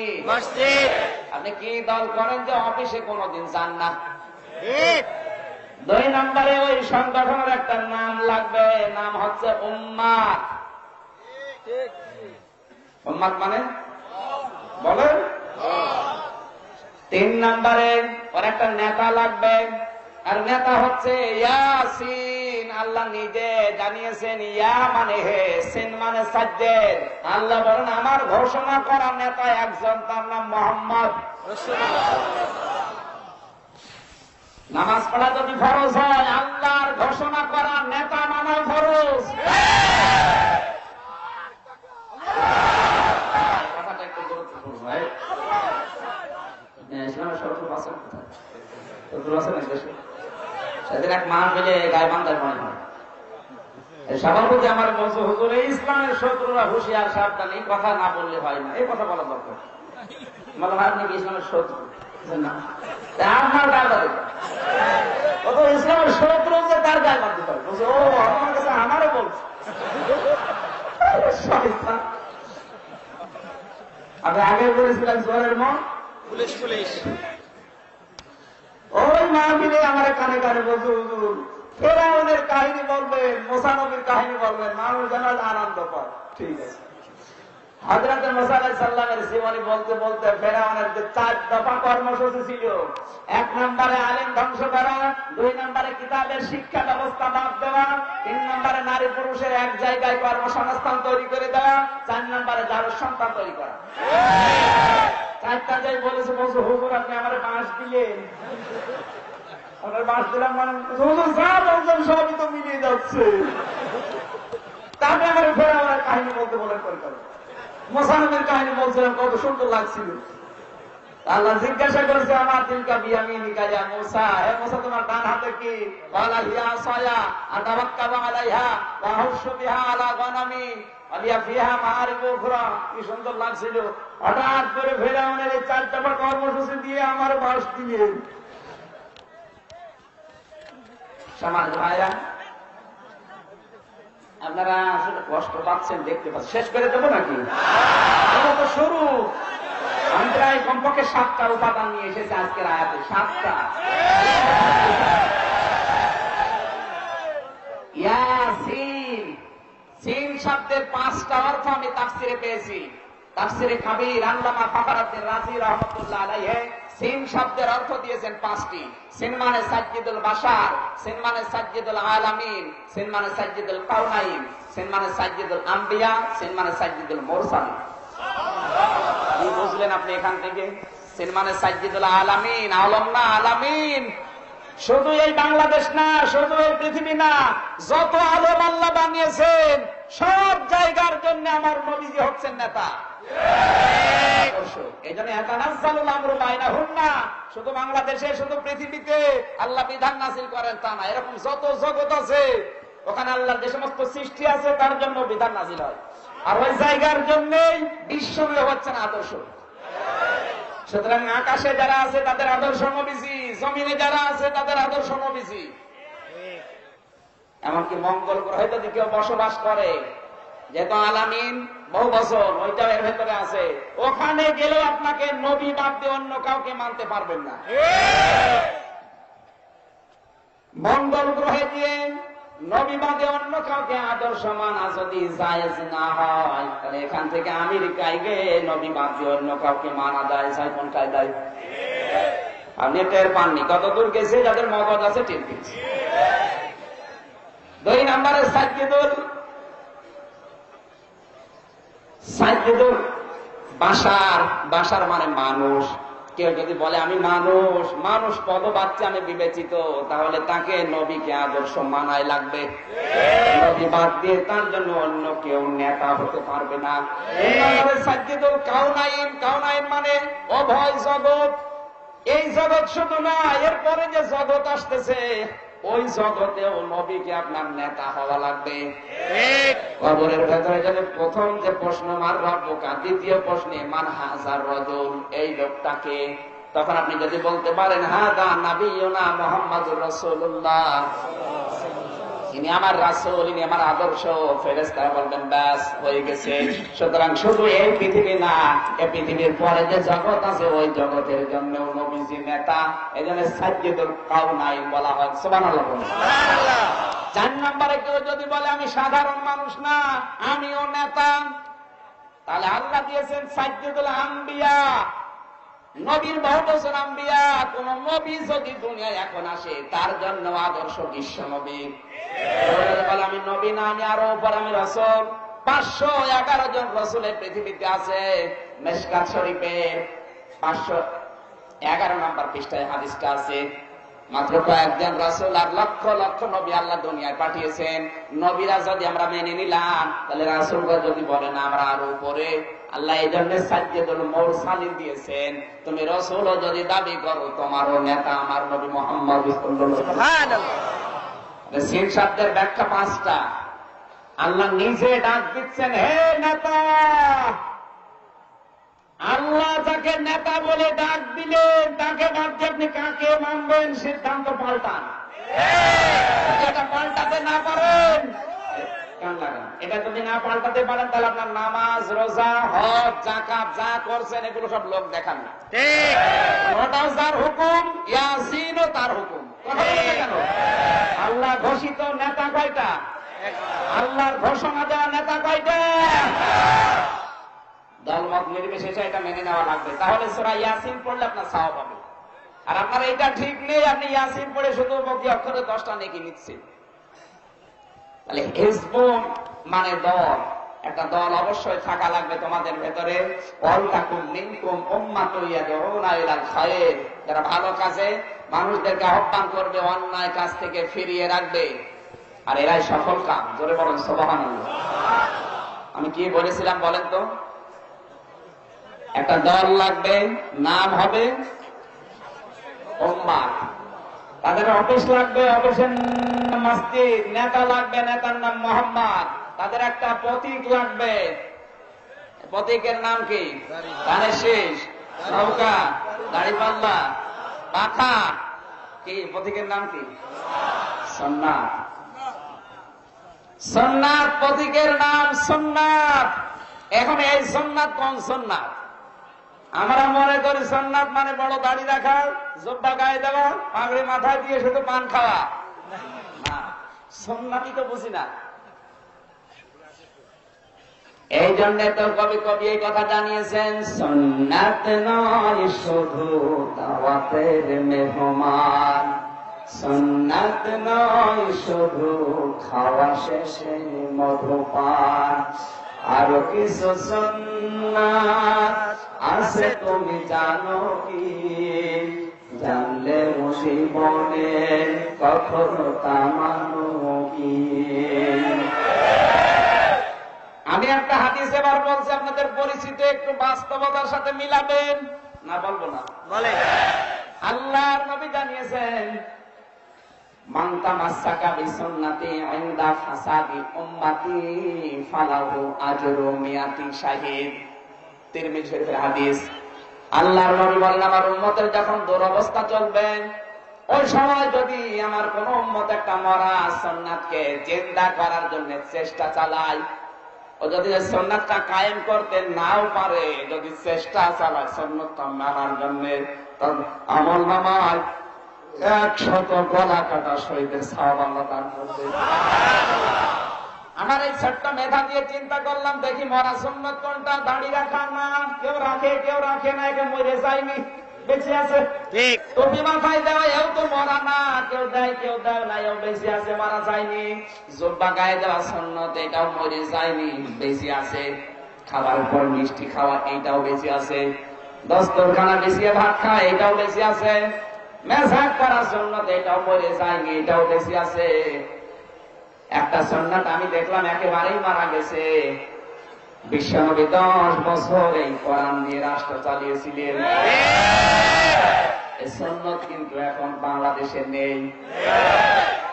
এই সুন্নাত জিন্দা করার জন্য যদি আপনি চেষ্টা করেন, ওটা যদি কায়েম করতে নাও পারেন, তাও যখন কিয়ামতে উঠবেন, আপনার আমলনামায় মিয়াতি শাহিদ 100 গলা কাটা শহীদের সওয়াব থাকবে। ঢাকা ভাষা আমি দেখতে চাই, দল মত নির্বিশেষে আল্লাহর নবীর এই মরা সুন্নাত জিন্দা করার কাজে কারা আছে?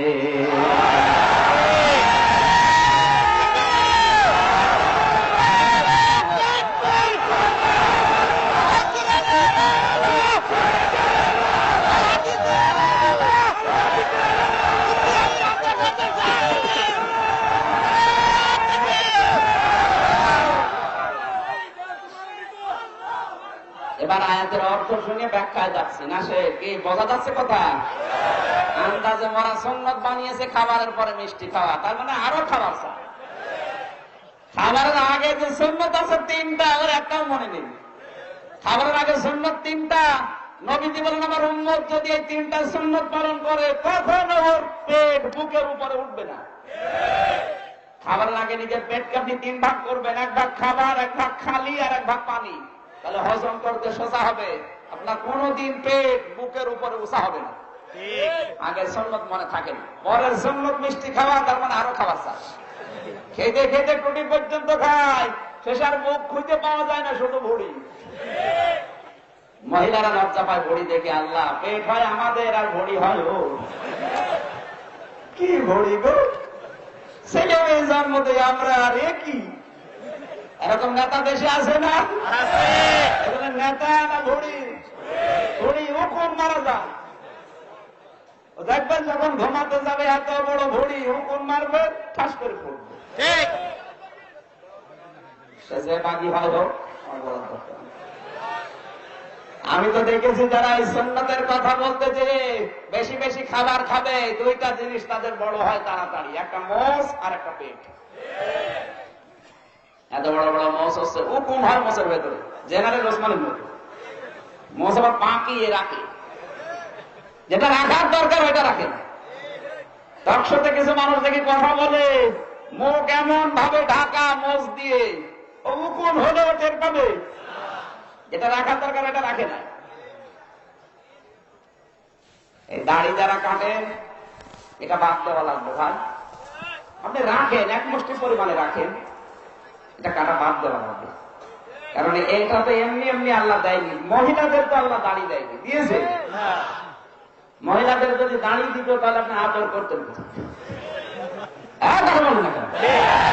আগে ঢাকাতে আদর নেই, আদর সব হোটেলে বেশি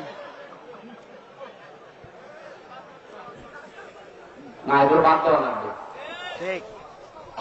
নিজের স্ত্রী থাকার পরেও যদি যৌবন আপনি হোটেলে বিক্রি করেন, আপনি ঈমান নিয়ে মরতে পারবেন না, জেনাকার হয়ে মরবেন। অবশ্যই এলাকায় আছে, আওয়াজ এত জোরে যখন আসতেছে এলাকায় আছে। বিয়ের আগে অনেকের যৌবন বিক্রি হয়ে যায় হোটেলে। কথা বলেন না কেন? কাদের বিক্রি হয় হাত বলেন তো? এখানে নেই বলে তো আমার ভুল হয়ে গেল। ঠিক আছে, আমি আর বলবো। দাড়ির ভেতরে এই যে বিজ্ঞান গবেষণা করে দুইটা জিনিস পেয়েছে। এক নম্বরে দাড়ি দিয়ে মেয়েদের সুপ্ত যৌবনকে ফুটিয়ে তোলা যায়। এখানে ছোট বাচ্চারা আছে, এই জন্য আমি নিচে নামতে পারলাম না। নামি, আপনি একা একা চালু, মানুষের সামনে বলা যাবে না। আর দাড়ি থাকলে তার যৌবন অটুট থাকে। এটা যৌবনকে ধরে রাখার একটা কৌশল আল্লাহ পুরুষকে দিয়েছে। এই জন্য পৃথিবীর প্রত্যেকটি নবীর দাড়ি ছিল, এমনকি আবু জেহেল পর্যন্ত দাড়ি রেখেছিল। ওর জীবনী পড়ে দেখেন, ওরও দাড়ি পড়েছিল, ওর পাগড়ি চলছিল, যোগ বাজা মাগাই দিত, পাগড়ি মাথায় দিয়ে কাবা শরীফের সভাপতি ছিল। অনেক মসজিদের মাদ্রাসার ক্যাশিয়ার সভাপতি মনে করে আমার আর চিন্তা কিসের, আমি এত বড় মাদ্রাসার সভাপতি, মসজিদের ক্যাশিয়ার। এতদিন ভাত হতো না, মসজিদের ক্যাশিয়ার, এখন ভাতের অভাব নেই। আপনি তো এই আশুলিয়া জামে মসজিদের সভাপতি, আর আবু জেহেল ছিল কাবা শরীফের সভাপতি। হিসাব নিকাশ করে যাওয়া লাগবে। বিশ্বনগরের মরা সন্ন্যতটার দিকে যদি আমরা নজর দিতাম, তাহলে যত বিভাগ বাংলাদেশে খোলা আছে দুর্নীতি দমন কমিশন থেকে, সব বিভাগ এমনি বন্ধ হয়ে যেত, লাগতো না।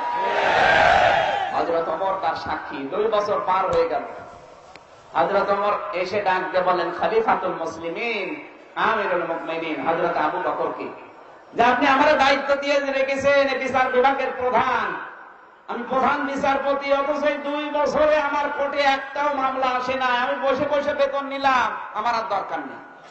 হযরত আবু বকর সঙ্গে সঙ্গে বললেন, দেখো তুমি 2 বছর দায়িত্বে ছিলে, একটাও মামলা আসেনি, মামলা আসলো না কেন বলো তো? তোমার ভয়ে মামলা আসেনি তাই নাকি?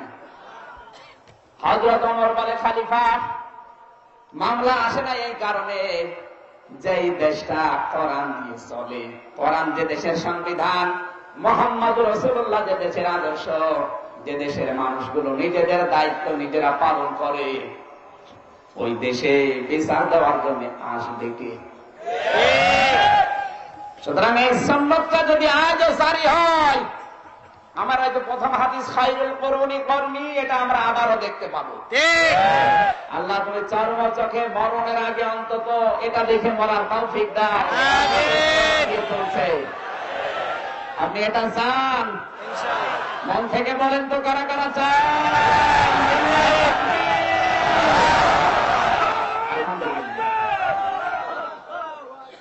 আমরা ইব্রাহিম নবীর জীবনী পড়েছি। কাংলাস ফু দিয়েছিল, জিবরাইল জিজ্ঞাসা করছে ফু দিলে কেন? তোমার ফুৎকারে তো কিছুই হবে না, বিশাল অগ্নিকুণ্ড নমরুদে। কাংলাস ওই দিন বলেছে, দেখো ফেরেশতা, আমি জানি আমার ফুৎকারে কাজ হবে না, কিন্তু আমার এই মালিক নমরুদকে আমি দেখাতে চাই যে আমি ইব্রাহিমের বিপক্ষে আছি, নমরুদের পক্ষে। এই কথাটা এত বেশি অপছন্দ হয়েছে আল্লাহর কাছে, ওই দিন থেকে আইন পাশ হয়ে গেছে। কেউ যদি কাংলাস দেখার পরে এক বাড়িতে মেরে ফেলতে পারে, ওর 10টা নাকি হবে। ফেরেশতা জিবরাইল আরেকটু এগিয়ে গিয়ে দেখলেন এক ব্যাঙ প্রসাব করতে আছে। ডাক দিয়ে বলে, কি করো? বলে, প্রসাব করি। তোমার প্রসাবে বিশাল অগ্নিকুণ্ড, জ্বলবেও না, লিখবেও না।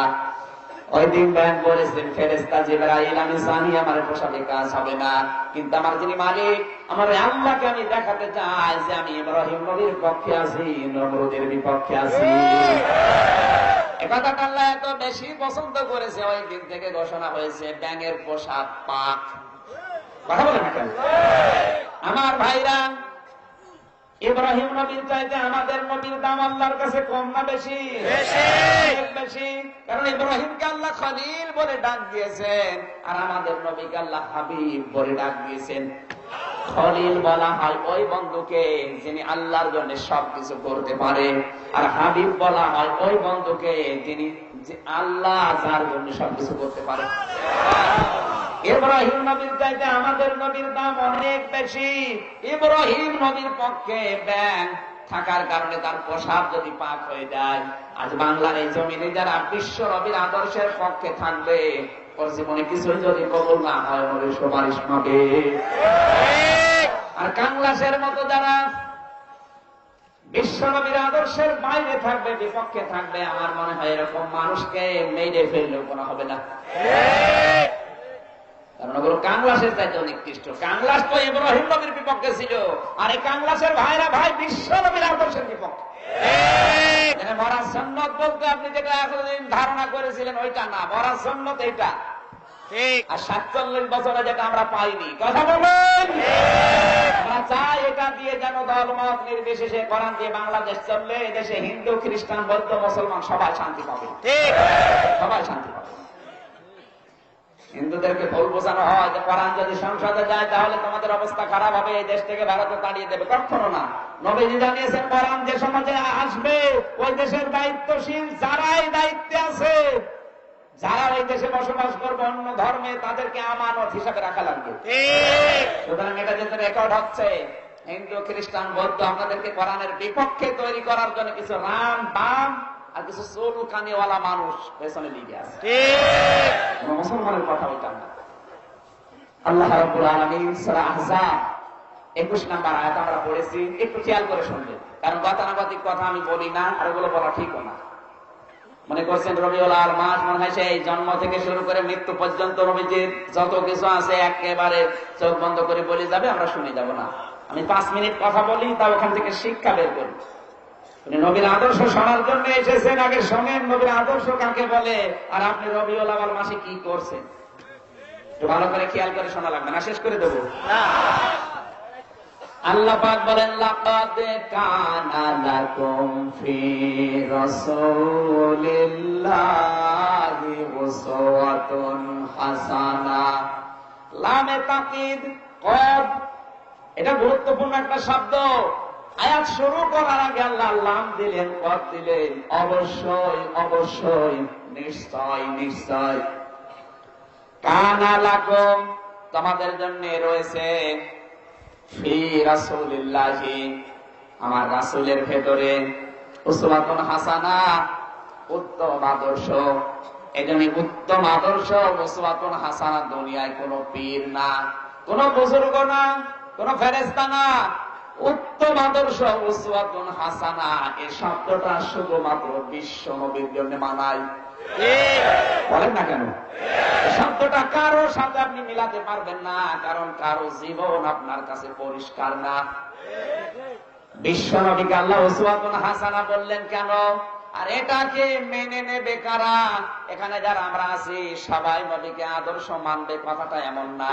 আয়াতের পরবর্তী শব্দে আল্লাহ 3টা শর্ত দিয়েছেন। লিমান কানা ইয়ারজুল্লাহ, নবীজি আদর্শ হবে তাদের জন্য দুনিয়ার সব কাজ যারা আল্লাহর সন্তুষ্টির জন্য করে, লোক দেখানোর জন্য না। 2 নম্বর আল ইয়াউমাল আখিরাহ, যাদের কিয়ামতের দৃঢ় বিশ্বাস আছে। ওয়া যাকারাল্লাহা কাসীরা, আর দুনিয়াতে সব চাইতে তাদের আল্লাহর আলোচনা তারা বেশি করে। এই জিকির নিয়ে যে ভুল ব্যাখ্যা আছে বাংলাদেশে, আমি আজ নিরসন করবো আয়াতের শেষ শব্দ দিয়ে ইনশাআল্লাহ। এই 3টা গুণ যাদের ভেতরে আছে তাদের জন্য বিশ্ব নবী হবেন আদর্শ। এক নাম্বার আপনি মিলান, লিমান কানা ইয়ারজুল্লাহ, দুনিয়ার যে কোনো কাজে হাত দেওয়ার আগে দেখবেন আমার আল্লাহ এই কাজে রাজি আছে কিনা। দুই নাম্বারে ওয়াল ইয়াউমাল আখিরাহ, কিয়ামতের বিশ্বাস আপনার থাকা লাগবে। তার মানে জবাবদিহিতামূলক আচরণ আপনি করবেন, জোরজার মূল্য তার না, কিয়ামতে জবাব দেওয়া লাগবে, এই টেন্ডেন্সি আপনার ভেতরে জন্ম হওয়া লাগবে। তিন নাম্বারে যাকারাল্লাহ কাসীরা, দুনিয়ার সব জায়গায় বেশি আলোচনা হবে আপনার মুখে, আপনার হাতে, আপনার জীবনে আল্লাহ কার। এই তিনটা গুণ যাদের ভেতরে আছে, এবার আপনি এই 7টা পয়েন্ট শুনেন। কষ্ট পাচ্ছেন? মিথ্যা কথা বলেন কেন? কষ্ট পাচ্ছেন না? মানে এখনো পর্যন্ত অনেকে কষ্ট পেয়ে কথা বলছে, কি যন্ত্রণায় আছে। এবার যারা বসে আছেন আপনারা বাড়ি চলে যান, ওনারা বসুন। কি বলবো, এবারে অফিসার হয়ে যাচ্ছে। আমরা চেয়ারে আছি, এনারা তো বসার জায়গা পেয়েছে, আপনারা হয়েছে, আমরা ওই যে ময়লার ভেতরে দাঁড়িয়ে আছে। আপনারা একটু বাড়ি চলে যান, ওনাদের শোনাইবার, তাহলে মাহফিল আর হবে না। যান, আল্লাহুম্মা আমিন। আমার আলোচনার বিষয় ছিল বিশ্ব নবী মুহাম্মদ সাল্লাল্লাহু আলাইহি ওয়াসাল্লাম একমাত্র আদর্শ নাকি? কথাকে বোঝা যাচ্ছে? কেন তিনি একমাত্র আদর্শ হবেন, এইটাই প্রশ্ন।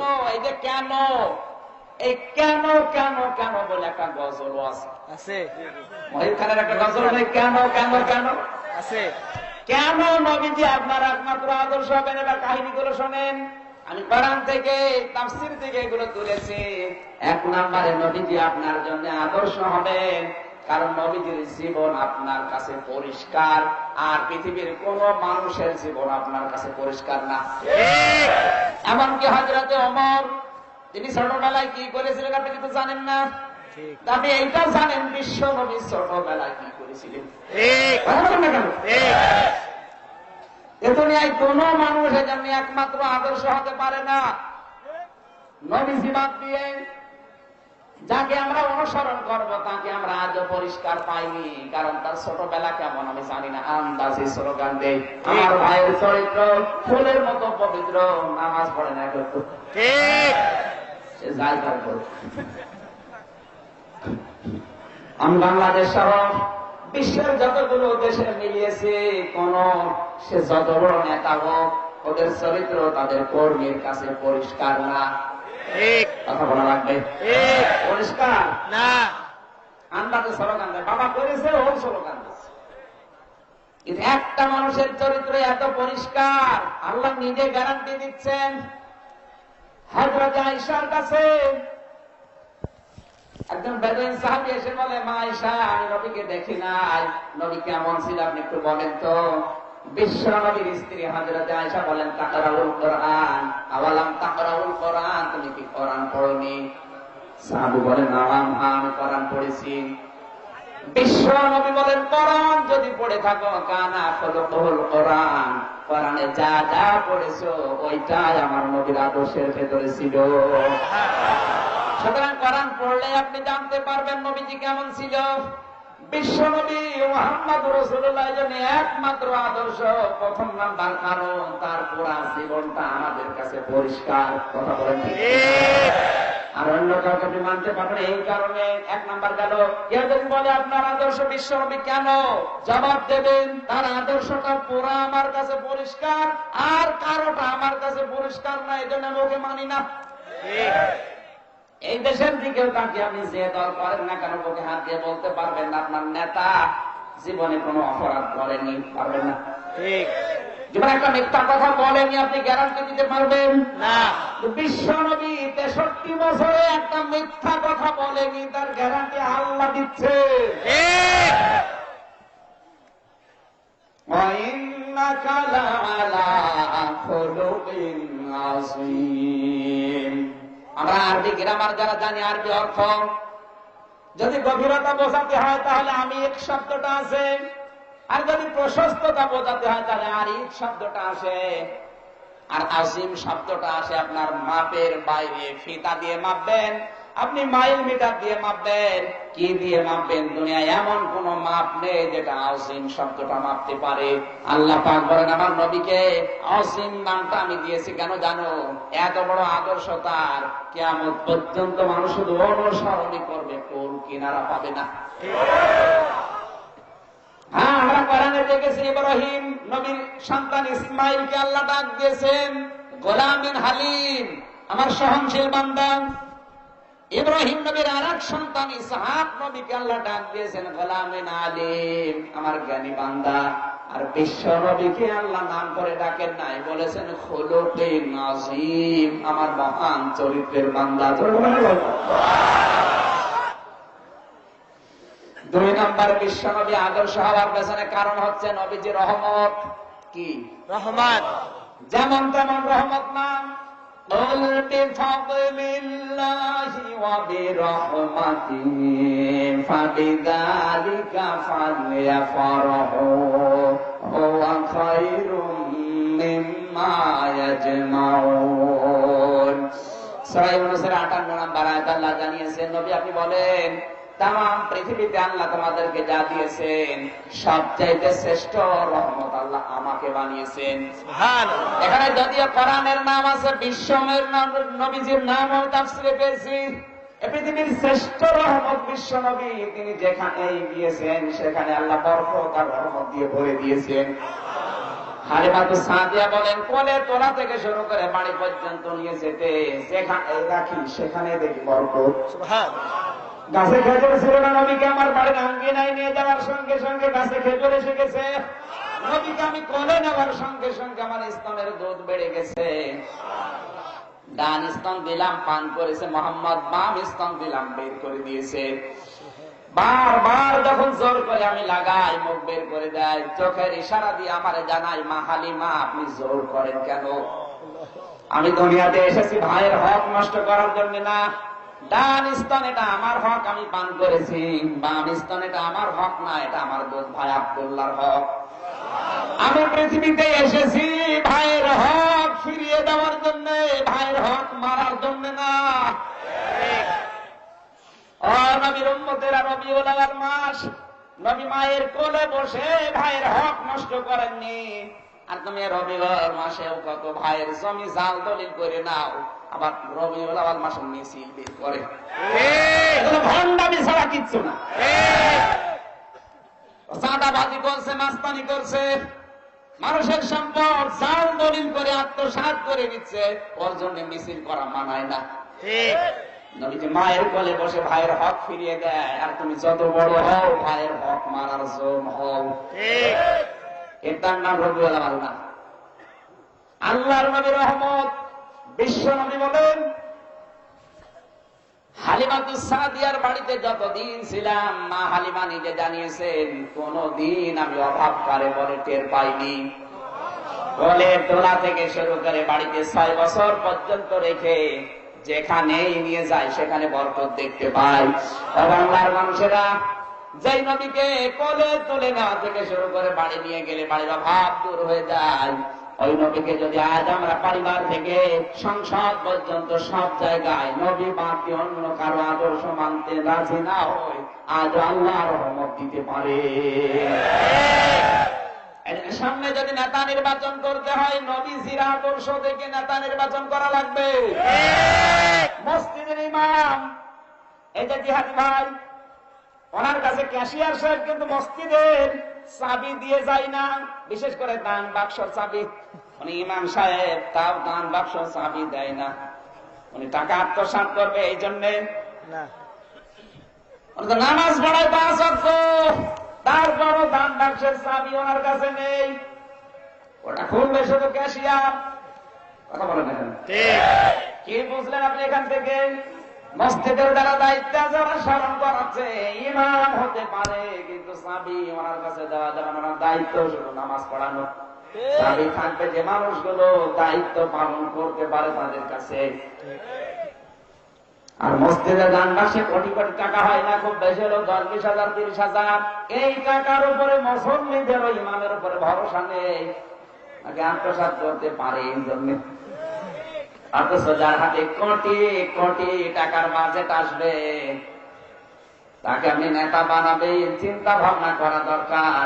যার কাছে কোটি কোটি টাকার বাজেট আসবে, রাস্তা ব্রিজ কালভার্ট, তার চরিত্র ইমাম সাহেবের চাইতে 100 গুণ ভালো হওয়া লাগবে। এটা রবিউল আউয়াল, এসব নেই। ইয়া নবী সালাম, এরপরে আর মিলাদ পড়ার পরে খেচুড়ি আর দিলাম। এর জন্য রবিউল আউয়াল মাস 1 বছর পরে পরে আসে এটা করার জন্য। মসজিদের ইমাম যেমন, সমাজের ইমাম তার কাছে 100 গুণ ভালো হওয়া লাগবে।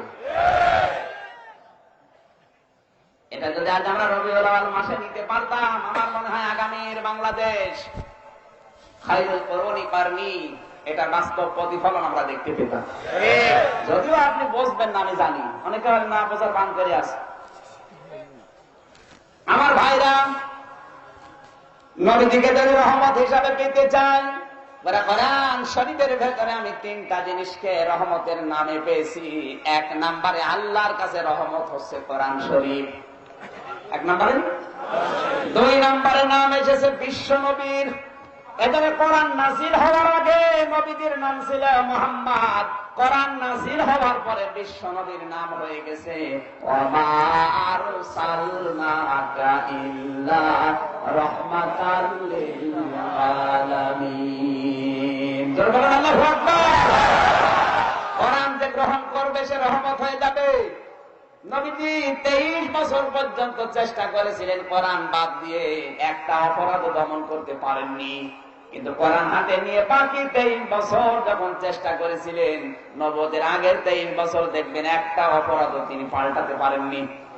কিন্তু বাকি 23 বছর কোরআন হাতে নিয়ে যখন চেষ্টা করেছিলেন, অপরাধ তো দূরের কথা, অপরাধের উচ্চারণ করার মানুষ ছিল না। এজন্য রহমত হতে চান, কোরআন শরীফ 1 নম্বর রহমত আল্লাহর ভাষায়, 2 নম্বরে বিশ্ব নবী, 3 নম্বর। এবার কান খাড়া করেন, আপনার শুনতেছেন তো? 3 নম্বরে রহমত আমার আল্লাহর ভাষায়, মা এবং বাবা। কারণ পুরা কোরআন শরীফ আমি পড়ে দেখেছি, যেখানে আল্লাহ মা বাবার নাম দিয়েছেন সেখানে ব্যাখ্যা দিয়েছেন। এত ব্যাখ্যা দুনিয়ায় কারণ নামে আমি পাইনি। কত মানুষের নাম তো কোরআনে পেলাম, ওই কারণ নামে এত ব্যাখ্যা তো পেলাম না। শুধুমাত্র ব্যাখ্যা আল্লাহ বেশি দিয়েছেন মার বাবার জন্য, কারণ এটা রহমত, আল্লাহ ঘোষিত রহমত। সুবহানাল্লাহ বলতে পারেন না? ওয়াকাদা রাব্বুকা আল্লা তা'বুদু ইল্লা ইয়্যাহু ওয়া বিল ওয়ালিদাইনি ইহসানা।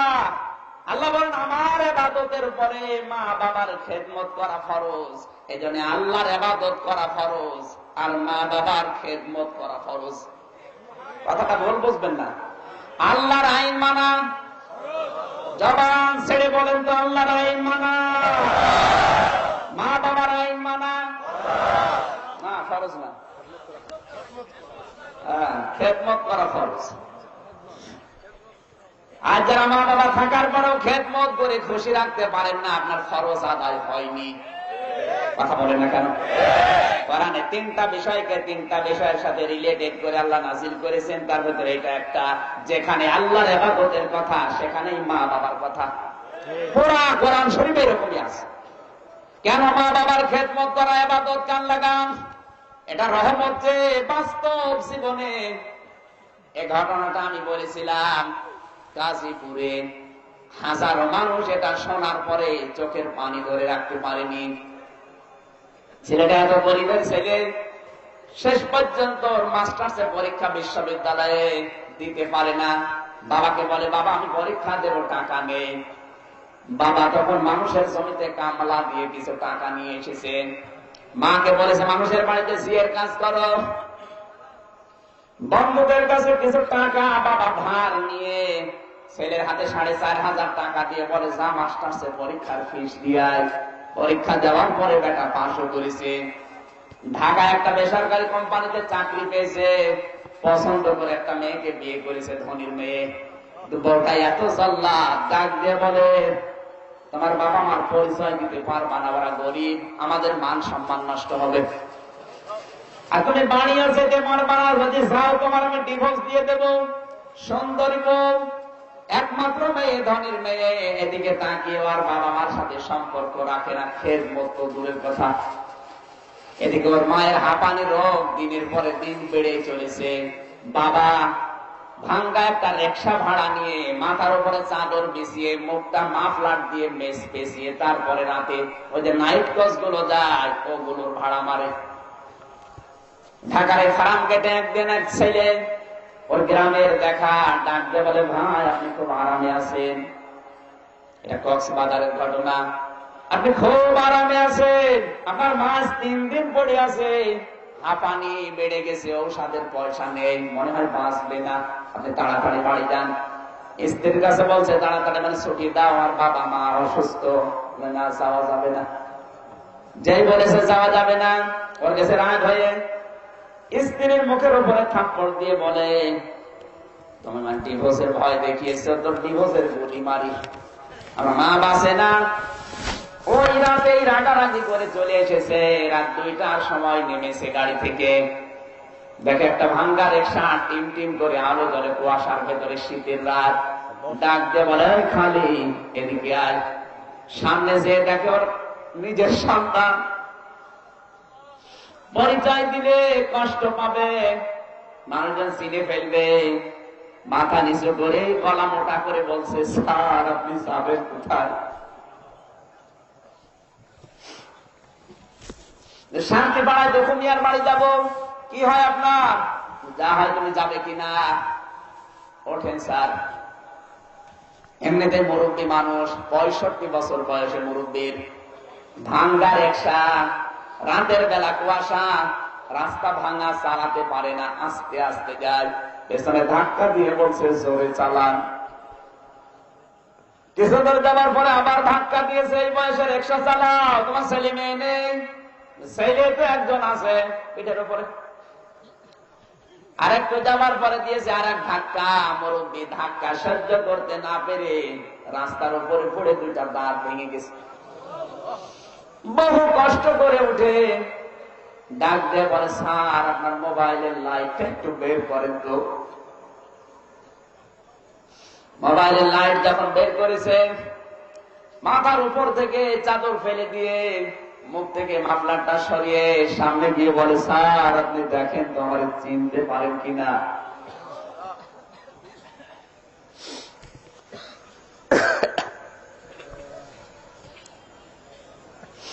তোমাকে স্যার বানাতে গিয়ে আমার জীবনটাই নষ্ট হয়ে গেছে। আমি রোজা রেখে রেখে তোমার পরীক্ষার ফিস দিয়েছিলাম, মানুষের জমিতে কামলা দিয়ে তোমার হাতে টাকা দিয়েছিলাম, তোমার মা সিয়ের কাজ করে তোমার হাতে টাকা দিয়েছে। ও স্যার, তুমি যখন প্রথম আমাকে ধাক্কা দিলে তখন আমার ওই গোপন ব্যথাটা মোচড় দিয়ে উঠেছে। দ্বিতীয়বার যখন ধাক্কা দিয়ে বললে তোমার ছেলে নেই, আমার দুঃখে কলিজা ফেটে যায়। ছেলে তো আমার পিঠের উপরে, জবাব দেব, আমার তো আর ছেলে মেয়ে একটাই। তৃতীয় নাম্বারে ধাক্কা দেওয়ার সঙ্গে সঙ্গে আমি পড়ে আমার 2টা দাঁত ভেঙে গেছে। নিজেকে আমি আর কন্ট্রোল করতে পারি না, এই জন্য বললাম মোবাইলের লাইট বের করো। তোমাকে স্যার বানাতে গিয়ে আমার জীবনের কিচ্ছু বাকি নেই, সব আমি হারিয়ে ফেলেছি। তোমার মাস 3 দিন পর্যন্ত পড়ে আছে, ঔষধের পয়সা নেই। এই যে ভাঙ্গা রিক্সা দেখো, দিনের বেলা তো বের হতে পারে না তোমার সম্মানের কারণে। রাতের বেলায় মাথার উপরে চাদর বিছিয়ে, গামছা দিয়ে মুখ পেঁচিয়ে পরে বের হয়ে মানুষজন চিনতে না পারে। ছেলেটা লাফ দিয়ে রিক্সা থেকে নেমে বাবার পা জড়িয়ে হাউমাউ করে বলে, বাবা তুমি ভাঙ্গা রিক্সা পেলে কোথায়? বাবা চোখের পানি ফেলে বলে, সন্তানের রিক্সাটা আমি ভাড়া নিয়েছি, যতটুকু ভাড়া হয় আমার স্ত্রীর, তোমার মায়ের কয়েকটা ঔষধের টাকা হয়, বাকি টাকা আমার মালিককে দেওয়া লাগে। কিন্তু আজকে অবস্থা এতই খারাপ, জলদি করে বাড়ি চলো, তোমার মা মনে হয় আর বাঁচবে না। তাড়াতাড়ি করে বাড়িতে যেয়ে দেখে বাড়ি পৌঁছানোর 10 মিনিট আগে ওর মা মারা গেছে।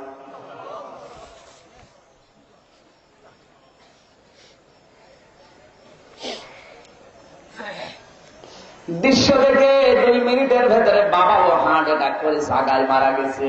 মা বাবার পা জড়িয়ে হাউ হাউ করে কাঁদে, মা বাবা আমাকে তোমরা মাফ করে গেলে না, আমি তো দুনিয়াও হারালাম আখিরাতও হারালাম। বিশ্বনবী এই জন্য হাদিসে জানিয়েছেন, হুমা জান্নাতুকা হুমা নারুকা, মা বাপ তোর জান্নাত, মা বাপ তোর জাহান্নাম। তাম দুনিয়াও যদি তোর হারিয়ে যায়, একদিন না একদিন আবার ওইরকম জিনিস পাওয়া যাবে। কিন্তু মা বাপ যদি একবার চলে যায়, তাম দুনিয়া খোঁজ করে ওই রকম জিনিস আর পাবেন না। পরের দিন ওর বউ ডিভোর্স নামা পাঠিয়েছে, ওই যে রাগারাগি করে চড় দিয়ে এসেছিল, ওর চাকরিটা চলে গেছে, ও এখন পাগলের মতো। ও ঢাকার যুবকেরা, শ্রমিক ভাইরা, অন্তত এই 2 জন যতদিন আছে, আপনার যদিও একটু কষ্ট হয়, একটু দেখে শুনে রাখা দরকার। আমাদের কারো জীবন যেন আমার ওই বন্ধুর মতো হয়ে না যায়। কথা বলে ঠিক কিনা? আমি কোরআন শরীফের ভেতরে 3টা রহমত পেয়েছি। 1 নম্বরে কোরআন, 2 নম্বরে বিশ্ব নবী, 3 নম্বরে মা বাবা। এজন্য মা বাবার জন্য আল্লাহ বেশি বক্তব্য কোরআনে দিয়েছেন।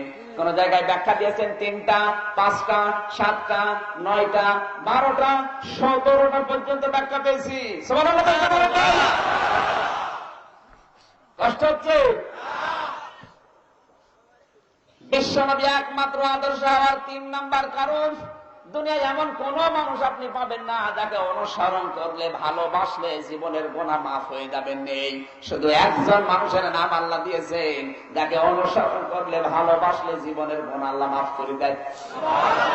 কোরআনে কারীম জানিয়েছে, কুল ইন কুনতুম তুহিব্বুনাল্লাহা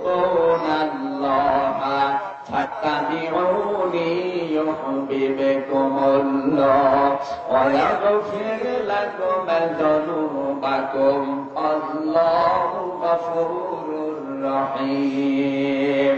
জোরে বলেন আল্লাহু আকবার। সূরা আলে ইমরানের 31 নম্বর আয়াতে আল্লাহ বলেন, আল্লাহ হে নবী, মানুষকে এই কথা জানান, ওরা যদি আল্লাহকে ভালোবাসতে চায় তাহলে যেন আপনাকে অনুসরণ করার মাধ্যমে ভালোবাসে। শুধুমাত্র মেকি মহব্বত দেখাবেন রবিউল আউয়াল মাসে ইয়া নবী সালাম আলাইকা না, তাকে অনুসরণ করার মাধ্যমে ভালোবাসা লাগবে। ঠিক। আজ বাংলাদেশের হাজারো ভণ্ড পীর শুধু মুখের ভালোবাসা উড়ায়, তার আদর্শগুলো দুনিয়ার কোন জায়গায় মানতে রাজি না। এটাই বলি যে রাসূলকে যদি কেউ ভালোবাসতে চায়, অনুসরণের মাধ্যমে ভালোবাসা লাগবে। নবীজি যেইভাবে চুল রেখেছিলেন ওইভাবে চুল রাখেন, নবীজি যেভাবে দাড়ি রেখেছিলেন ওইভাবে দাড়ি রাখেন, যেভাবে পোশাক বানিয়েছিলেন ওইভাবে পোশাক বানান। নবীকে যদি অনুসরণ করতে চান, বিশ্ব নবী নিজে ডাক্তার ছিলেন, নবীজির মতো এত বড় জ্ঞানী ডাক্তার দুনিয়ায় আসবে, আপনাকে ওই নিয়তে ডাক্তার হওয়া লাগবে, আপনার ছেলে মেয়েকে বানানো লাগবে। নবীজির মতো এত বড় বিচক্ষণ রাজনীতিবিদ দুনিয়া আসবে, আপনি যদি অনুসরণ করতে চান রাসূলের, তাহলে আপনাকে রাসূলের আদর্শ নিয়ে রাজনীতি করা লাগবে। এই জন্য আল্লাহ দিয়েছেন ফাত্তাবিউনি, আমার রাসূলকে যদি অনুসরণ করতে চাও শুরু করো, ইউহিব্বুকুমুল্লাহ, আমি আল্লাহ নিজেই তোমাদের তখন ভালোবাসা আরম্ভ করব। শব্দের দিকে খেয়াল করেন, ইউহিব্বু মুজারে, বর্তমান ভবিষ্যৎ, প্রেজেন্ট ফিউচার। আপনি যখন রাসূলকে অনুসরণ করা শুরু করবেন, ব্যক্তি, পরিবার, সমাজ এবং রাষ্ট্রের সব জায়গায়, তখন আল্লাহ আপনাকে ভালোবাসা আরম্ভ করবে। এর আগে আপনাকে কিন্তু ভালোবাসা আরম্ভ করবে না, মাফও করবে না, জান্নাত তহবিলের কথা। ঠিক, আমরা এতদিন এভাবে বুঝি নাই। মনে করে আল্লাহকে ভালোবাসতে চাও, রাসূলকে ভালোবাসো, আল্লাহ ভালোবাসবে, মাফ করে জান্নাত দেবে না। ইউহিব্বু মুজারে, যারা গ্রামের মধ্যে জিজ্ঞাসা করে, যখন আপনি রাসূলকে অনুসরণ করার মাধ্যমে ভালোবাসা দেখাতে শুরু করবেন, তখন আপনাকে আল্লাহ ভালোবাসা আরম্ভ করবে। ঠিক। বাংলাদেশে হাজারো আলেম, হাজারো বক্তা, হাজারো পীর, হাজারো মুসলমান এখনো আল্লাহর ভালোবাসায় পাওয়া আরম্ভ করেনি, মাফ পাওয়া, জান্নাত পাওয়া তো দূরের কথা। আংশিক আদর্শ হয়তো অনুসরণ করে চলছে, কিন্তু পূর্ণাঙ্গ আদর্শের কথা বলতে গেলে তখন রাজনীতি বলে। ঠিক। দাড়ি রাখা যদি নবীর আদর্শ হয়, অবশ্যই আপনাকে কোরআনের সমাজ কায়েমের জন্য আন্দোলন করা, ওইটাও নবীর আদর্শ। একটা কথা শুনলে আপনি আনন্দ পান, আর একটা কথা শুনলে আপনার মন খারাপ হয়, তাহলে আপনাকে আল্লাহ এখনো ভালোবাসা আরম্ভ করেন। জ্ঞানী মানুষ যারা, যেহেতু ঢাকার মানুষ, আপনার চালাক বেশি, কি ঠিক এরপরও যদি না বোঝার ভান করে থাকেন, এই সহজ কথা আপনার খবর আছে। ঠিক, রাসূল একমাত্র আদর্শ হওয়ার কারণে তাকে অনুসরণ করলে জীবনের গুনাহগুলো মাফ হয়ে যায়। ঠিক, আপনি কথা বুঝতেছেন তো? আর বলা মনে হয় ঠিক হবে না, বলবো আমার মনে মেনে নিচ্ছে না। বারবার এই মানুষগুলোর দিকে তাকিয়ে কেমন যেন লাগছে। এদের কাছে বসতে দেন বলছি, অফিসার হয়ে যাচ্ছে। ওই যে বাঁশ ধরে দাঁড়িয়ে আছে ওই লোকটা 2 ঘন্টা, ওই যে লোকটার ওখানে বারবার খেয়াল করছেন।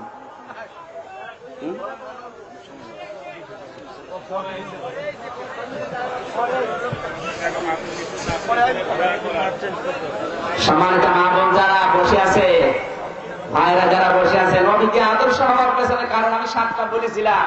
4 নম্বরে বিশ্ব নবীর মতো শ্রমিক দরদি দুনিয়ায় আসে না, কিয়ামত পর্যন্ত আসবে। নবী জানিয়েছেন শ্রমিকের ঘাম শুকিয়ে দেওয়ার আগে তার হাতে টাকা ধরিয়ে দাও। এই জন্য যারা শ্রমিক আছে এই ভয় গার্মেন্টসে, আপনি নিজেকে ছোট ভাববেন না। কাজ যতই ছোট হোক, নবীজির কথা আল কাসিবু হাবিবুল্লাহ, আপনি আল্লাহর বন্ধু। শুধু সময় করে 5 ওয়াক্ত নামাজ আদায় করেন। মেয়েরা যারা এসেছেন পর্দা করে চেষ্টা করেন কাজ করার। আপনি যতটুকু কাজ করছেন ওই কাজে আপনার কিয়ামতে জান্নাত তৈরি হচ্ছে। জোরে বলে আল্লাহু আকবার। আপনি মনে করছেন এই গুলশান বানানি বাড়ি ধারায় যারা আছে 10 তলা 15 তলা 20 তলা বিল্ডিং এ খুব আরামে আছে না। ও যে মেয়ে বিয়ে দিয়েছে, খোঁজ খবর নিয়ে দেখেন ওর জামাই লাল পানি খায়। কথা বলেন না কেন? আমার তো ধনী মানুষের সাথে মেশা হয় এখন বেশি দেখেছি।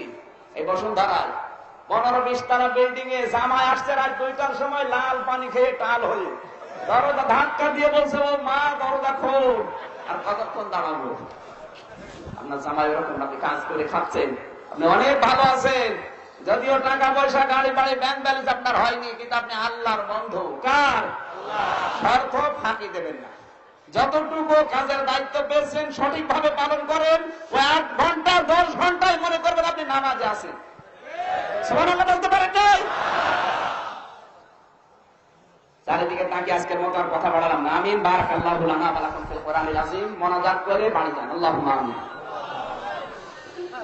রব্বানা যালামনা আনফুসানা ওয়া লাম তাগফির লানা ওয়া তারহামনা লানাকুনান্না মিনাল খাসিরিন।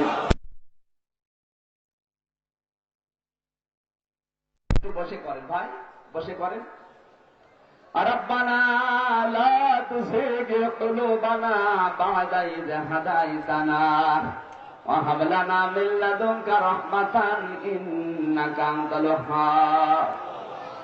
রব্বুল আলামিন, ঢাকা জেলার আশুলিয়া থানার এনভয় কমপ্লেক্সের কর্মরত সকল সদস্যদের উদ্যোগে তাফসীর মাহফিলের এই বিশাল ময়দানের দিকে তোমার কুদরতের নজর নিক্ষেপ করে দেখো।